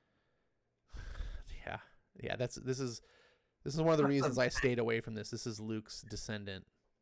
Yeah, because this one takes Cade. place like a million years or 1,000 years, I guess, in the future, or 100 something years. like that. 100 Ash- years. Ash wasn't gonna take it. It was. Anymore. So yeah, and look at, he's wearing the freaking Vader pants. Like, this was so edgelord. Like, this is what turned me off originally. I was like, oh look, they turned Luke's grandson into fucking edgelord dude. He's a bounty hunter named Cade. I'm like, Cade Skywalker. I mean, how much do we get to see of that girl on the left? I don't know, but About- this villain looks kind of cool. He looks like something. RDV, get your horny ass out of here. He looks like something out of My Hero Academia. A little bit. Jimmy said I could leave. He's giving off those hero killer Stain vibes. Yeah. So I was like, the art seems decent. It's John Ostrander and Dan Dersima, so it's gonna be. I'm gonna give this a try. Everyone, this is what people say. Look, it's got 5-star rating. Hmm. So I'll be open minded. A lot of the old Star Wars comics do. Now I have this. I bought this again. I have this buried away somewhere. I have the original comics too. This is my favorite Star Wars story ever written outside of the original trilogy. Oh, Dark Empire? The Yeah, I think original, you not talked about Dark Empire 2, not 3, just original Dark Empire. But this is the whole trilogy. Is this the one where Palpatine has a clone of himself? Yeah. And Okay. unfortunately, the story is made invalid because this came out before the prequels. So the Yeah. prequels kind of invalidated the whole storyline, but it's still Cam Kennedy on art. It's just still is the best, better than any of the prequels, better than any of the Disney books, better than the Clone Wars show. This is better than any other novels I've read from Star Wars. Absolutely love that book. And then I picked this one up out of curiosity. And this was these were all less than $1 except for volumes 2 and 3 of the Legacy. Those were $2 a piece, I think. I read the Empire. God, Dark Empire, the first book. It was great. All right, I was about to have to. I could take my finger off the kick button. So this I got out of curiosity. This is a comic adaptation of the original treatment that Lucas had for Star Wars before it evolved into what we know today, where the main hero was Anakin Starkiller. Starkiller, yeah, I remember that. Yeah. So yeah, so this is the original idea, and somehow they got that treatment, and someone got adapted into it. It was like a 6-issue series, I think. And What else? I'm like, I don't know if this is gonna be any good. Oh, it's 9 issues. Sorry. I don't know if it's gonna be any good, but I'm just want out of curiosity's sake, just to see Does it- like does it what have could have that, been. like, I was wondering if it had like that Ralph McQuarrie type of art feel. Oh, to that'd it. be so cool. It's Mike. That would be. It's Mike. I love those concept art I pieces. forget this guy's name, but he's a pretty Mike decent artist if you Singletary? look here. Yeah, kind of looks a little Greg Landish. Some of the panels, the people look a little too real. Yeah, that's one of this guy's tropes. He did the Harley, one of the new that Harley criminal thing that just came out recently. Criminal. Yeah, the one where Harley Quinn's like a crime scene investigator, and the art's like photorealistic. It's the same artist. Anyways, I just decided, for $1, come on, like, so yeah, if you guys anyone like Star Wars, recommend? I did pick up not a comic book. I did actually, just as we're talking, I went and found they had the omnibuses for the Clone Wars comics that they did, which are not canon anymore now because they had the Clone Wars series come out and that kind of took over. But I remember reading through the Clone Wars comics that there were actually some really cool stories, and they were super duper cheap. But earlier today, I did actually, not a comic book, but I did pick up. They had a novel, or not a novel. It was meant to be a trilogy of books. I think they only got the first one out though, before the publisher said, "No, we're not going to do that. We're going to go with this other thing instead." It's this book called Heart of the Jedi. I think, yeah, Heart of the Jedi, and it takes place immediately after Return of the Jedi. So it picks up with Luke and Han and Leia and them. I think it was written in 92 or 93, but it never got published. And just recently they made it available for publishing. So I think it's like one of Amazon's best-selling books right now. And it's hilarious because you see this non-canon Heart of the Jedi book. I think it's like number 9 on their best-selling list, or number 10. And then the High Republic stuff is nowhere to be seen. No So one likes the High Republic shit. I canceled it. But speaking of stuff that's not shit, I have to first say, Jimmy, you were right. I know. Hold on, that hurt. He may never recover. Okay, Good so thing- a long man, time I'm so ago, glad. Jimmy was trying to get me to read Invincible. And it wasn't actually, so I read the first several issues. I read the first trade paperback on my Storytime stream that I do. And it was fine. It was okay. I enjoyed it. Somewhat. But it wasn't like, didn't really pull me in. And I was like, I got other books to read. And I think it was Jimmy that was like, oh man, it gets so much better. Oh, you gotta read this. A lot better. It's after the first so one. good. And I was like, I don't know, Jimmy. This is whatever. Now, when you read the first trade, you don't get to the meat of this story in any way, shape, or form. And it has the original. Hold on. It has the original artist, Cory Walker. Kind of sucks. Hold on. Let me say this. The first volume of Invincible. Kirkman said this past Saturday on Fat Man Beyond with Kevin Smith. He said he agreed it's not the best. He said it was basically just a Scooby-Doo plot. and then after that he goes, yeah, we did a lot better after that. Oh yeah, no, it's right. It gets way better. And I'm thankful that there's the TV show, because the TV show, it covers, well, it's tough. It's hard to measure how much it covers in the comics because it does a lot of stuff out of order.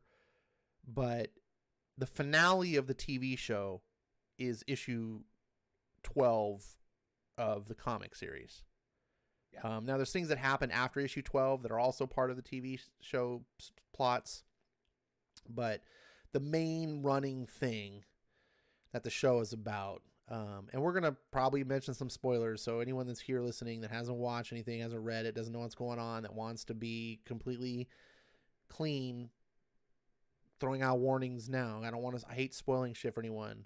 And I need to tell you now, episode 8 of Invincible was one of the most jaw-dropping episodes of television I have watched, probably since like the Red Wedding back in Game of Thrones. Like, and the cool thing is, the final episode was written by Robert Kirkman. Yeah, it was. I noticed that. Which makes me feel good, because I was like, there's some things that the show does differently from the comics that I don't like. The show makes some choices where I'm like, it's better in the comics. Yeah, but not the final episode. The final episode felt like Kirkman going, you know what? I want a do-over. I kind of like what I was doing in the comics, but now that I know what I'm doing, I'm going to redo it right. And he just amplified. Because you read especially if you read the comic after you watch the show, the comic event feels so like, oh, that was it. Like, so spoiler, Omni-Man's bad. And hold up. Uh, Omni-Man is like the Superman of Invincible, and he was a bad guy. This was before the whole idea of like the oh, what if Superman was bad craze that was going on like from 2010 to now. That's like it's everywhere. This was before that, and everyone correct. was like, "This is just awesome." This is 2004. And yeah, this hadn't been done. But even regardless, even today in 2021, when I'm reading it, it still has impact to me. Because I'm not one of those people that go, oh, someone else did this, so whatever.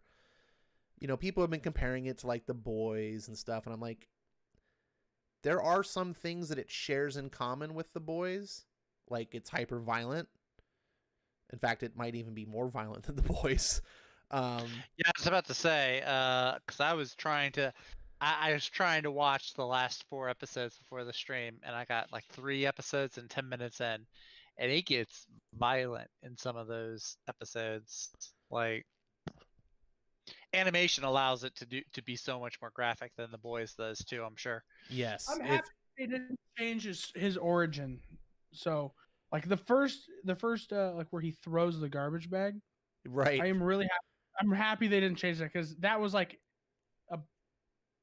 a great scene. There's only really like, 2 significant changes that I have noticed in the series. And one of them is his girlfriend Amber. I knew you were gonna. They went from this like sweet little innocent blonde-haired beautiful, like, you know, but she's like super sensitive like flower, to this kind of woke, kind of butchy, aggressive Ta-Nehisi Coates reading, like, yeah. And I'm like, it's one thing you're gonna race swap her, but like her personality is polar opposite. I really like Amber in the comic. Like I feel for her. Like the relationship, you almost feel like mad at Mark, the character Invincible, when he's like kind of stands her up on a date or anything like that, because she treats it like she's heartbroken. She's not like nagging him and being like, nah, like, but when Amber is just lays the shit on him all the time, and I'm just like, dude, bitch, break up with his ass. Quit. What's wrong with you? Like, yeah. And then and then in the show, there's a thing where you find out that Amber knew that she was invincible for like a month, and you're like, bitch, you knew that he's out saving the world. Yeah. And now you're still ball busting him. But you didn't trust me enough to tell me. He's like, I'm like, yeah. I hate Amber in the show. Yeah, I hate her. I'm not a fan. Danger. People found out my secret identity. Okay. But since you already knew it, didn't tell anybody. Thanks, but now I have to kill you to protect my identity. Now the other character that they changed is his best friend. Now, the main thing that they really just did is in the show they made him gay. Yes.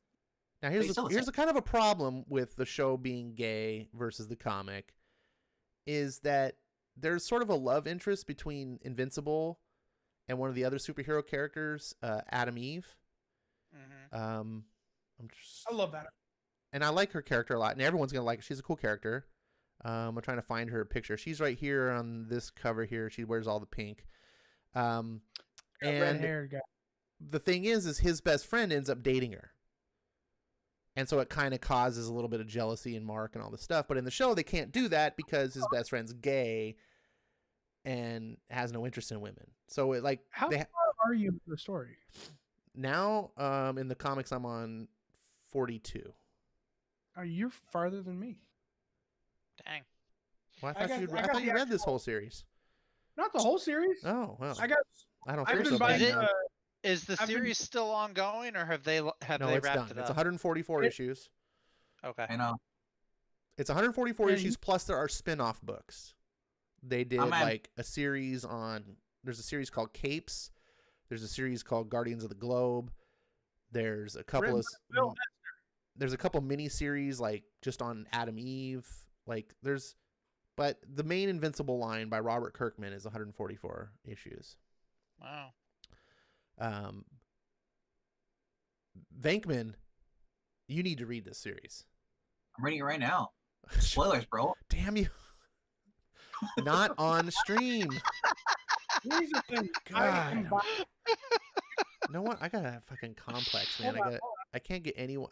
Either my guests are eating chicken and having jazz parties, or didn't even- they're reading comics. I'm just mad that I was invited to that jazz party. That sounded kind of cool. I know. What are you doing here's over the there, Zach? You must be doing something.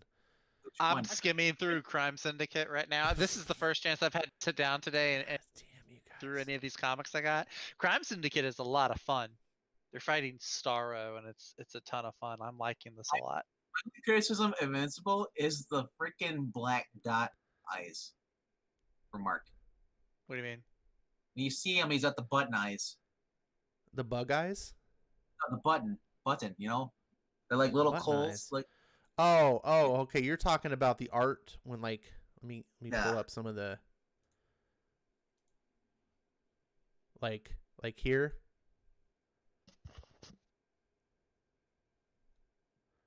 Oh God, I just read it. I don't want to say it on stream. Oh my God. Yeah, so this artist leaves the book like by issue 8, Mankman. Oh, okay. And then it's Ryan Otley afterwards. that's that. And Uh, Ryan that Otley is comes in and really does a lot better. And than, dude, uh, that's another thing I need to take back. I used to give Ryan Otley, and I still kind of do, but Ryan Otley all sorts of shit. Be like, because I was like, dude, the dude is so overrated. Everyone thinks he's great Spider-Man art, blah blah blah blah blah. And I just, I have to say, dude, has some talent. Like in Invincible, I really like the stuff that he's doing, and his ability, first of all, to draw like machinery, like he draws robots and spaceships, but he also does like really detailed backgrounds of like the cities and things like that, and just yeah, like his artwork is leaps and bounds ahead of the previous guy. Seeing if there's some examples to like show. Of course, I picked the comic where it's in a desert wasteland.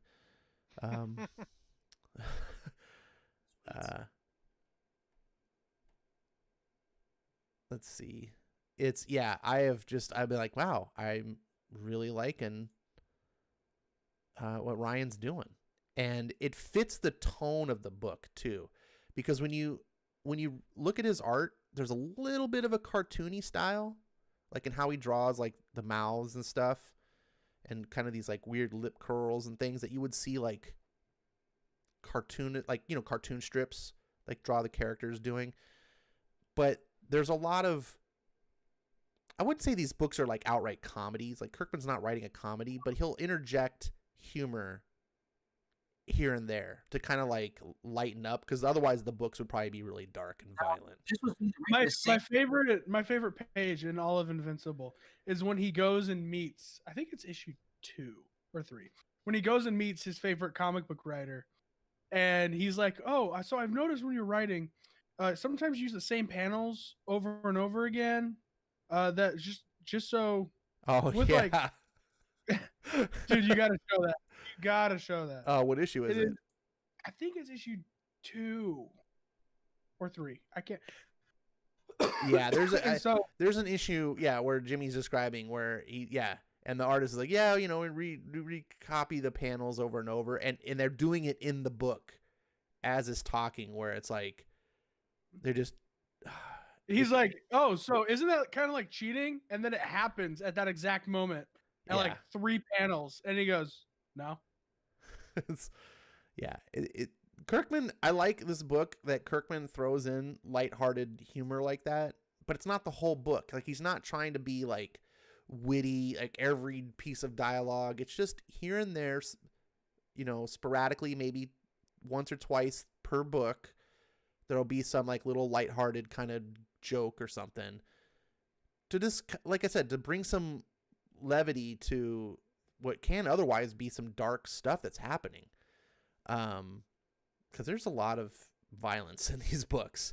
There's a I mean, I was about to say there's just a ton in the show. And yeah, and the show is actually more violent than the books, in my opinion. So the show just amps it up.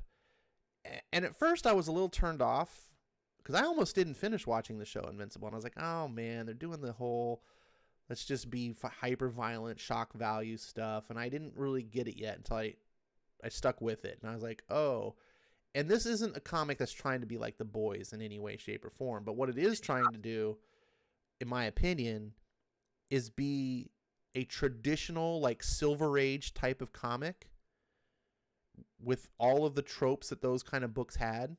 Like if you go back and read Stan Lee's Spider-Mans, those type of books, but then add in the realism that you would expect would probably be there if it wasn't a comic book.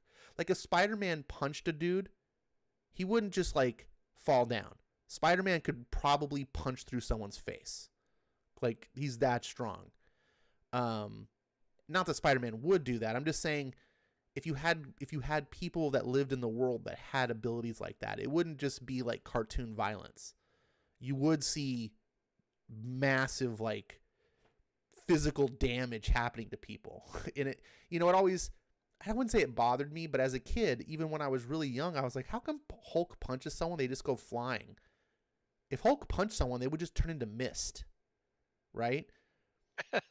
Right? Like if you had a watermelon sitting on a table and you took a baseball bat and you swung as hard as you could, like sideways, would the watermelon just go flying, or is it more likely that you would just like smash through the watermelon? No, you give it the Gallagher treatment, man. That thing is gonna explode. Now, I don't want Marvel Comics to be that way, so I'm not complaining. But what Invincible is doing is saying, hey, you know what? We're an independent comic. We don't have to play by those rules. Let's explore this. Let's play in this world where superheroes have all these massive powers, and how frail humans would really be to some of these beings, and let's show it. And I think it really works, to be honest, once you start getting into it and you start exploring the character of Mark Grayson, who's Invincible. And then that's another thing. I was a little turned off because the show makes him a little bit more of a pompous ass, in my opinion, in the beginning, whereas the comic book makes him a little bit more heroic. But it comes around by the end of the series, and I'm glad for that, because I don't want to just read about people who are like narcissistic and be like, yay, I got powers, I'm the bestest. Like, Mark works for me because he's actually a hero. And that's what really makes this work. And the fact that his dad, Omni-Man, turns out to be bad, and he's literally Superman. Like he's no one can touch him, not even Mark, but Mark refuses to bend. He's like, I am not going to let you, even to the point if it's like, you're going to kill me. And you got to see, if you have not seen the final episode 8 of Invincible, holy shit balls. He does appear to be. He's like, it's like that scene from Endgame. It's like Captain America knows he's probably gonna die, but he's still not gonna yield or run away or whatever. And so I find myself pulling for Mark now. I care about him, and I'm like, okay, I'm into this. Like, I don't necessarily mind. I wouldn't give this. Don't let kids read this. It's not a don't let for kids watch the cartoon either. But I don't feel like the violence is just gratuitous. Like, hey, we're just gonna have violence for violence sake. Like, there's another book that Kirkman does called Die, Die, Die. That book is violent, but it's like intentionally. It's like they're trying to shock you with violence, like on every page. And I think it's because Kirkman's not he's not used to writing violence on almost every page, heavy violence. He's used to doing these character studies, like these in-depth character structures for each character, and then going with them. But then violence happens to follow them where they go. But when the main story focus is about like getting into these positions where there's violence everywhere, he's not used to that. So I feel like it has that sort of like Garth Ennis sort of take where he just violence for violence, gore for gore. You know what's crazy though? He was writing this while he's writing The Walking Dead. Yeah. He started it before, 6 months before. I know, but I mean, like, continuing, because I was like, what? I'm like, Ryan Otley, you could have got Charlie out there. I'm like, oh wait, it's going at the same time, you know, because seeing Charlie's art on Walking Dead, seeing him draw like Invincible would be kind of cool. I'm not the biggest fan of Charlie. But I think it fits Walking Dead, but like on traditional art, nah, I don't think. For the gore and all that stuff, yeah, I like that. I like the Walking Dead art and stuff. I like how they drew Rick and stuff, and how they drew Andrea and all the characters. I am not for that. I said that the beady little eyes. I don't like that. I mean, at least those guys got pupils, but when they were showing Mark in those first, like that's a different artist. That's not. Who's the artist? Once Ryan Otley takes over, and I know you like Ryan Otley. He's the guy who was doing Amazing Spider-Man.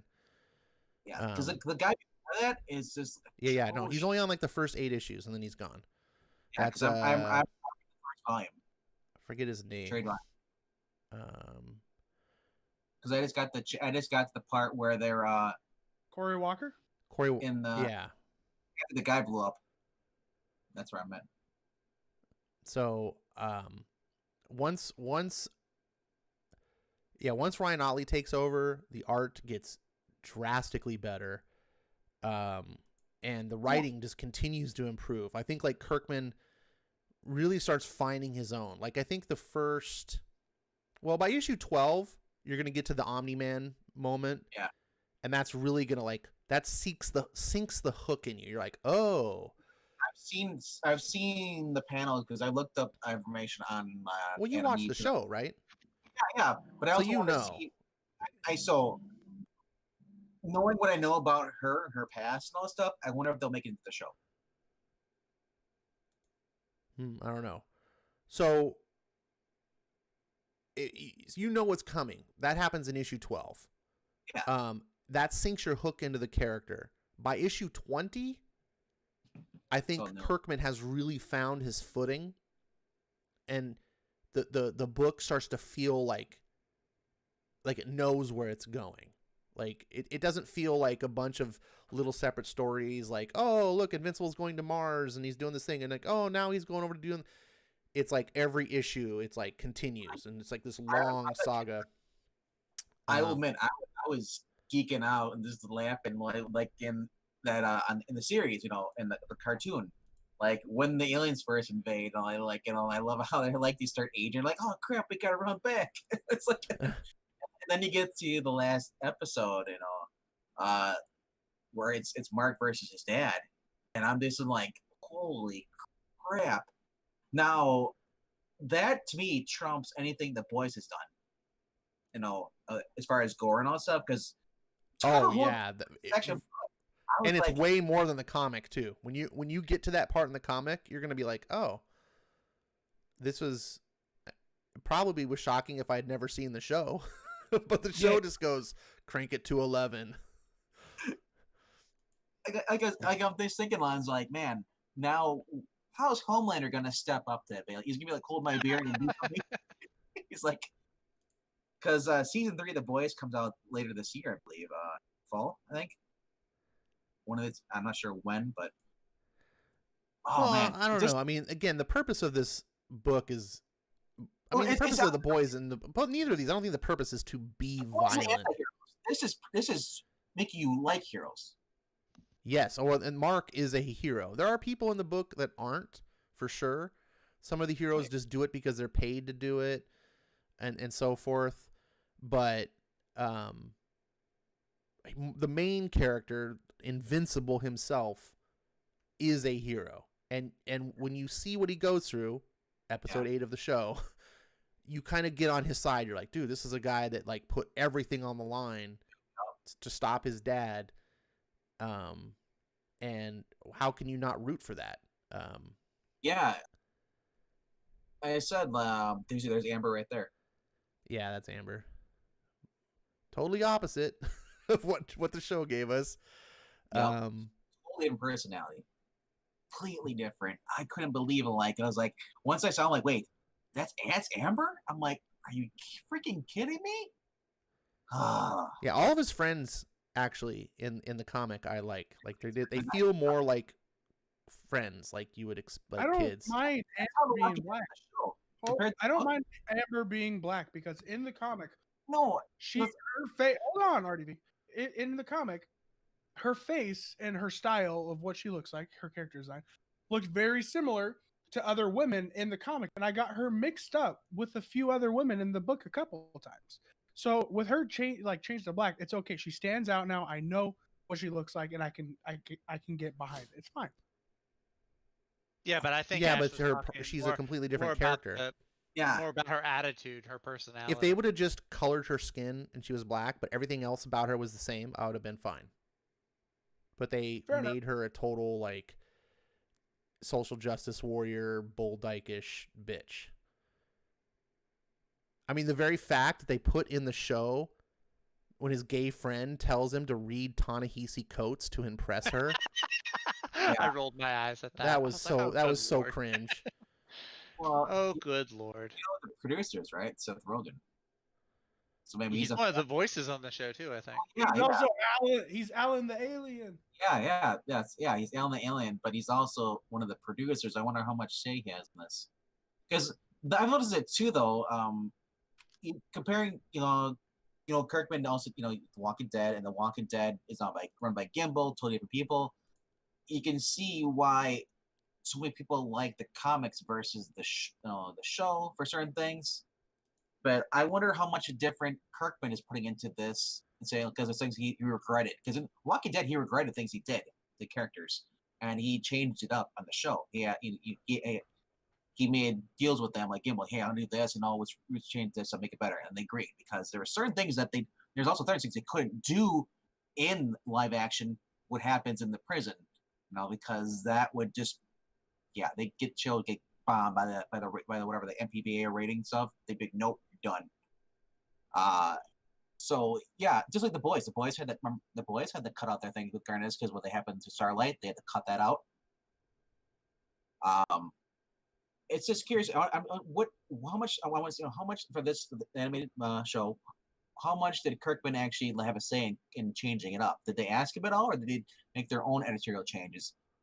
Well, that I don't know, but we do know that he has the sole writing credit on episode 8. Yeah. Well, yeah. That was impressive. I that stuck out to me because usually shows are written by a writing staff. You're going to see several names. There's about 6 people in the writing staff, but he was the sole person on that one episode.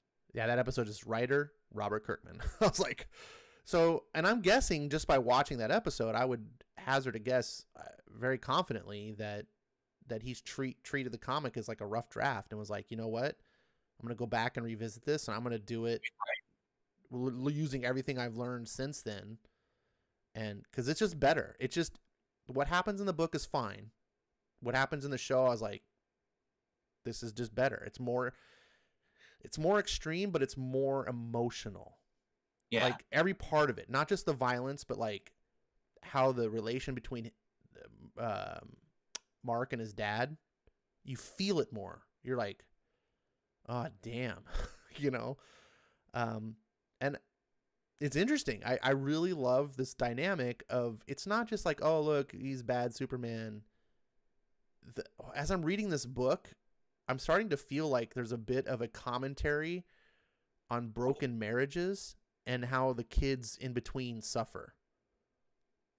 Because there's a lot of this soul story, because when Mark's dad goes off, he's done, he says really mean shit about the mom and stuff. And here's Mark caught in the middle. And there's a lot of story about, like, yes, we as the audience can look at Omni-Man and go, dude, this guy's an evil fuck, needs to be put down. But Mark's not going to see it that way because it's still his dad. right? And it's easy to point fingers about people that don't matter to us. But Mark is like that child that's like, look, mom and dad are getting a divorce. Maybe dad cheated on mom or whatever, but the kid is still going to love his dad, right? Like, that doesn't matter who's to blame. I had the same emotional reaction to that because he's like, dude, this guy has been raised up his life, and then say about his mom. So how could you say that you loved her, all that stuff? You know, it's just not you. Your dad, you're controlled. You're possessed. This isn't you. Yeah, that was a great part. Oh yeah. No, I know what you're talking about. Yeah. He just beats the crap. The thing where he says, "We're basically immortal, Mark. We age slower while we get older. What's another 17 years?" Oh my goodness. He's like within 500 years, you know. And because that's where he calls his mom and it says like your mom was basically a pet. Oh, I know. I was like, dude, I was like, wow, this is like evil, and I know what happens in the comic, but remember, shows don't always follow the comics. They might change more. I may change because Walking Dead did that in the TV series. So why wouldn't this change that too? Well, The Walking Dead, remember, Walking Dead had lots of problems.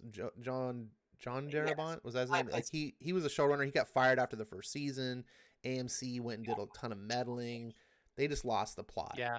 I predict that Amazon, and I also predict that Kirkman probably has a little bit more pull and weight this time versus Walking Dead. He was still the nobody. Probably learned a lot. Yeah, he learned a lot probably from. But I mean, he didn't have any say on Walking Dead. It was just like, we bought it, and he's like, all right.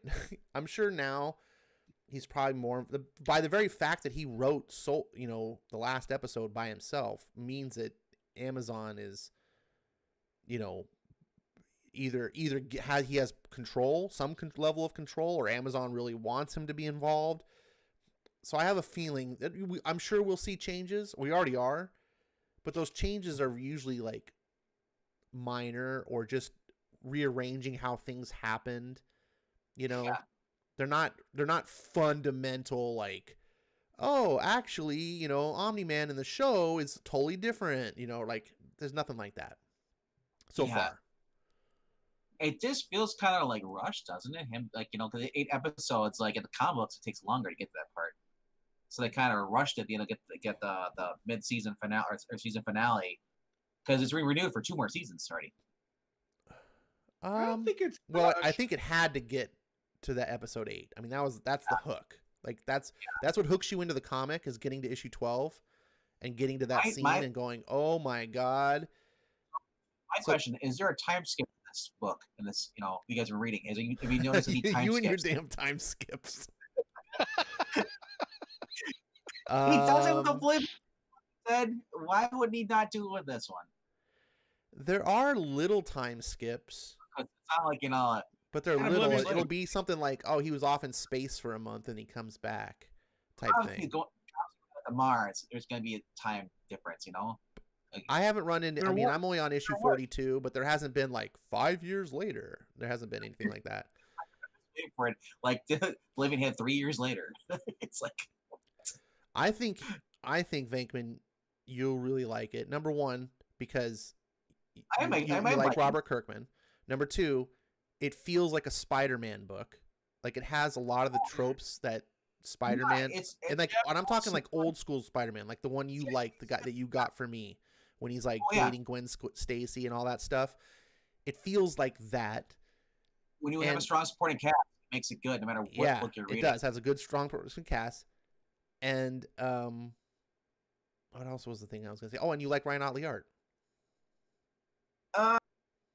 Here and there, because I'll say there was a one Ryan Otley was doing, and that was with the Lizard during the Spencer run, and he had horrible looking face, or Peter was sick, and here comes MJ. Here, I made you some soup, and it's like, is it green? Is it split piece of soup? Or is what? And then he started eating it. It's like, it's almost like, she's like, it's chicken noodle. I'm like, that's a color is probably but so I was gonna say that's probably. I was like, was there communication? Is it supposed to be chicken noodle, or is that a last minute from Spencer? I mean, somebody dropped the ball there, but I was like, but you see Peter's face and you look at MJ, it's like, whatever that it's just that issue, and then it's like Ryan Ollie put his name on there, but somebody else drew it, and then like he came back like next issue. I was like, is this weird? I used to make fun of Ryan Otley on Spider-Man. I think his art is better on Invincible than Spider-Man. I think Marvel rushes him, or they don't pay him enough, or something. He's just. Are these also once a month? Yeah, like Walking Dead. Yeah, they were once a month. As I say, you'd have to, because he's writing 2 books. You know, he has to think out the plots. In Walking Dead, he already had it planned out. And whenever this, he's like, crap, what do I do next month? Yeah, well, Kirkman writes. I mean, he's currently writing like 4 books, so that's not out of his wheelhouse. That's because I don't trust anybody else trying to do 4 books at once. Well, as a matter of fact, I mean, when Invincible and when these books were out, he was writing for Marvel still. Yeah, that's insane. Yeah, it's just amazing that Marvel lost this guy because they didn't want to listen to him. This book too. Mainly it was because of Joe Quesada. Imagine Kirkman wrote Fortnite. Oh, Fortnite. He's like, I'm getting it, Kirkman. I could have. My dream would have been Robert Kirkman on an X-Men title long term. Give me 144 issues of an X-Men title. I want Kirkman to take over Spider-Man. Yeah. I'd want to see Kirkman take on Guardians of the Galaxy. I think that would be fun. No one cares about Guardians of the Galaxy. Yeah, no one. Besides, Guardians of the Galaxy's had many people be able to do it right. No one's been able to do X-Men since Chris Claremont. Kirkman on Spider-Man is a match made in heaven. He grew up loving the character. He named his son Peter Parker Kirkman. The guy wants to write Spider-Man, but Marvel screwed up and they missed it. He also loves 007 because he likes PPKs. Nice. Well, I mean, Mark Grayson feels like a Peter Parker. He does. Amber is Gwen Stacy. Yeah, and then you got MJ is the one that's kind of bouncing in and out. Just kind of wants to date him. She's a redhead. And she's a redhead. Right? Harry. I mean, Omni-Man. The main villain is J. Jonah Jameson. Hello. And she fights with her dad. Which I was watching one of the episodes today where like she and her dad, they get like a couple of shouting matches in some of the later episodes. And I was like, oh my gosh, this is like when Mary Jane's yelling with her dad in the Sam Raimi movie. I didn't notice that. There's a guy wearing a backwards baseball cap that says Wild Stallions on it. What the heck? So apparently he likes Bill and Ted too as well. That's funny. Yeah, Invincible. I'm telling you, I have not read a comic like. Sorry, I have not been into a comic like this since I can remember. I have been binging. I'm already on issue 42. I just started reading it like I feel like just like a week ago. I'm just like he yells at you for binging things. Already. That's how I'm not yelling at you for it. I mean, I know. Because you basically tease me by it. It's like, I tease you because it's fun, but yeah, but I mean, basically the way you devoured Walking Dead, I feel like that's what I'm doing with Invincible because I can't get enough of this book. I force myself to do at least 20, at least so I could get it done because I want to get ready for like the new season and all that stuff. So that's what I want to do. I am not reading this as a chore. I don't feel like I need to get through this. Like I'm like laying down in bed going, okay, I got to go to bed. I'm going to read some Invincible, and just fall asleep. And usually that's what I'll do is like read a comic or two and fall asleep. Cause once I lie down and start reading, it's like lights out, but I'll like 10 issues later. I'm like, Jesus, I need to go to bed. Cause I don't, I'm just into it. The book just goes and goes and goes and goes. And these characters are getting more and more developed. I feel like this book feels to me, it has a lot of Spider-Man, but it does. I think about old school X-Men, the way it has this long form narrative. Ash, you'll love this too. I think you probably picked it up because you're into like the small details. The season 8 finale, hints at a huge plot point for the mom coming up. She deals with her own demons coming up. If you know what I mean, Ash. I know where it is. Remember, 'Cause- like she gets depressed and then she starts we drinking. Don't spoil it too much. I still have to watch the last like 40 minutes of the last episode. The last 30 minutes. Well, you, damn it, you're making us have to pull our punches. Hey, I tried. When you asked me about it, I was like, you know what? Let me watch this. I've been Well, putting it off. Jimmy's not as far as I am in the book. I'm not going to spoil it, but there is a much bigger thing that's going to come into play affecting the mom that I did not see coming. I was just like, Hold on, let me see where I'm at because I Is have- the mom I'm that big of a fucking- character in the comics? Does she Yeah. play as big Yeah, of yeah. a role? Okay. she's kind of the Aunt May. She's the Aunt May of the book. She's the Aunt May. Ash, Okay. Ash, I'm 35 issues in. 35 issues in. Let me see. So Hold on. while Jimmy's off looking for his thing, one thing I want to say, because I know we're talking about Mark, we're talking about Omni-Man and the main characters. You know what? I like a lot of the side characters though. Rexplode, even though I know he's kind of a jerk. I just really like his character. I like him in his jerkishness. Oh no, Rexplode is cool in the I like Rexplode in the comics. Okay. I want to point out though, you guys said J. Jonah Jameson. Well, that's the voice actor, and that guy's doing it for the voice actor in the show. But yeah, in the comics, so I'm looking at this and like, yeah, he look kind of like James with the mustache and the haircut and stuff. But the way he treats, his talks about his wife and stuff, it's like an evil Uncle Ben. Yeah. No, he's personality wise, he's not. I mean, I get an evil Uncle Ben vibe. yeah, he's not. Like, he's not a literal James Jonah Jameson, but it's just funny that he designed this character, and it's with J.K. Simmons in mind as the voice, like just how it all came together. There's so many ties that you can feel like the influences that Kirkman has. That's what I think. It was like Uncle Ben fighting against Spider-Man. He's like, "Why, Uncle Ben? Stop waiting!" And so, I'm gonna have to. I'm leaving. you're leaving. It's pretty late. Yeah, it's pretty late, and I need to finish editing this video before like midnight. So. All right. Well, we're gonna wrap up anyway. So if you can stay for just a couple minutes. Yeah, I Okay. gotta go finish this episode. So next time Ash decides to invite me over, I can be like, "I watched it." Yeah, we need to talk. I'm gonna. But Jimmy, hold on, real quick. The closest thing I can attribute to the finale of season 1 of Invincible is just like of how much it impacts you while you watch it. Is I think it's season 6 finale of Game of Thrones, where it's like all piano and it's all the Red leading up. Wedding. No, Red Red Wedding's Wedding's like season forever 2. nice. Oh, okay. So this is like the one with like the piano where they're about to destroy like the church. That episode. Oh yeah, that one. That was a strong finale. So, I like like- that finale. Yeah. But like it's like all leading up, piano, the whole thing, all leading up to this mid part of the episode, and then boom, it all falls apart. That's how I feel like this episode went. So Yeah, Jimmy, so you read this issue that I have up on the screen. You read this story arc. What issue that? That's issue 27.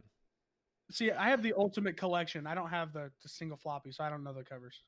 Yeah, I've been Well, going through the. But you should recognize the aliens when he goes to the bug planet Yeah, hold on. where they age real shortly. Yes. Okay, yes. so I'm trying to walk around, not spoil anything, but there's a major thing that this story arc reveals That's hilarious. that I can't talk Oh, about because God. it's huge and I don't want to spoil it for anyone. But I'm like, whoa, and then it changes. This isn't the aliens they have that invade the planet that age really fast, right? And they No. keep coming These back over aliens, and over. they're bug creatures and they don't Okay, have long yeah. lives. So Oh, I yeah.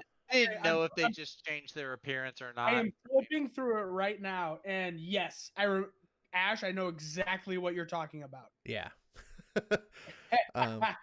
Yeah, I have not been able to stop reading since then. I'm like, what? Okay, so we're gonna wrap this up. Thank you guys for being in the chat. I didn't say hi to everybody. Unfortunately, FF2 came in and joined us. We haven't been really paying attention to the chat as far as comments. reading comments and So stuff. negligent. So I do Sorry, apologize for that. But was reading them, and I really do appreciate you guys being here, listening to us talk about nothing. Hopefully, you guys are enjoying Invincible. Watch it, Amazon Prime, 8 episodes. Stick with it till the end. Understand that it's violent, but it's not violent just for violence porn. That's not the case at all. There is a good hero there. There's some good stories, and man, you're gonna feel for a kid after that episode. I if you're not after the first episode, you're not hooked, man. What more do you need? Well, I wasn't hooked after the first episode. I was about to say it took me 2 or 3 before I really got. I wasn't into hooked, it. and I had to see the 4th episode. The first 3, I was like, "Oh, what is this?" Usually hooked at that Look, last. actually, let me correct that. I watched the first 4 episodes, and obviously I was not fully hooked because then the last 4 episodes came out, and I didn't watch them as they were coming out. I put them off until today. But then I think it was like episode 7, maybe 7 or 8. No, 7 or 6. One of those, and I was like, okay, I've got to see this through to the end now. I've got to know. I think it's when Omni-Man finds out that his house is being spied on. I was like, oh wow, this is where he's gonna start going bananas on people, and that's what hooked me in. But I love the memes that go around. It's like, give me more paper or pictures of Spider-Man. It's like when he's going crazy. The Omni-Man meme is awesome. So read this book. You can get the that's the wrong page. You can get the first like 10 volumes on Comixology Unlimited to read. So it's a ton to read. You can find if you're a physical comics person, they make these giant tomes just like they do for The Walking Dead called compendiums, and they have like 50 issues each, and you can find them I think for like $30 if you look hard enough. So that's a good way to get them, and they're like they're over 1,000 pages. They're massive, so you're getting these books. This is an amazing book, and if you've already read them, then you don't need for me to sell. In 2 days, Jupiter's Legacy comes on Netflix. Yeah, buddy. Oh, that's this week? Yeah. So. Oh wow. Yeah. Next Wednesday, we're gonna be doing a criminal cast for Reckless. I just want to plug that 8 p.m. on Wednesday, but the following Wednesday will probably be a Hangout stream. You guys, I'd like to maybe talk about Jupiter's Legacy on that. Give everyone a chance to see it. What do you guys think? Oh, I'm watching it for sure. Yeah, sure. I was planning on watching it anyway, so yeah. I mean, I have to give Zach like 3 weeks because he takes time to get through. No, I can binge. This isn't like Amazon or Disney Plus where they slowly. This is Netflix. I can go through Cobra Kai or Luke Cage in a day. I can do Jupiter's Legacy. Says the guy who hasn't finised. I thought it's 5 weeks. That's because they were coming out slowly over weeks, Ash. If they dropped all 8 episodes at the same time, I'd be talking all about the entire last episode. Right. But that's not beneficial for them as a company. Yeah. Exactly. Yeah, you're right. You bring up that name, Jupiter's Legacy. I think Spartacus every single time. Think about it though; it's actually better for the fandom as well because if it's all out at the same time, like season 1 of The Boys was, everyone was talking about it for 1 week.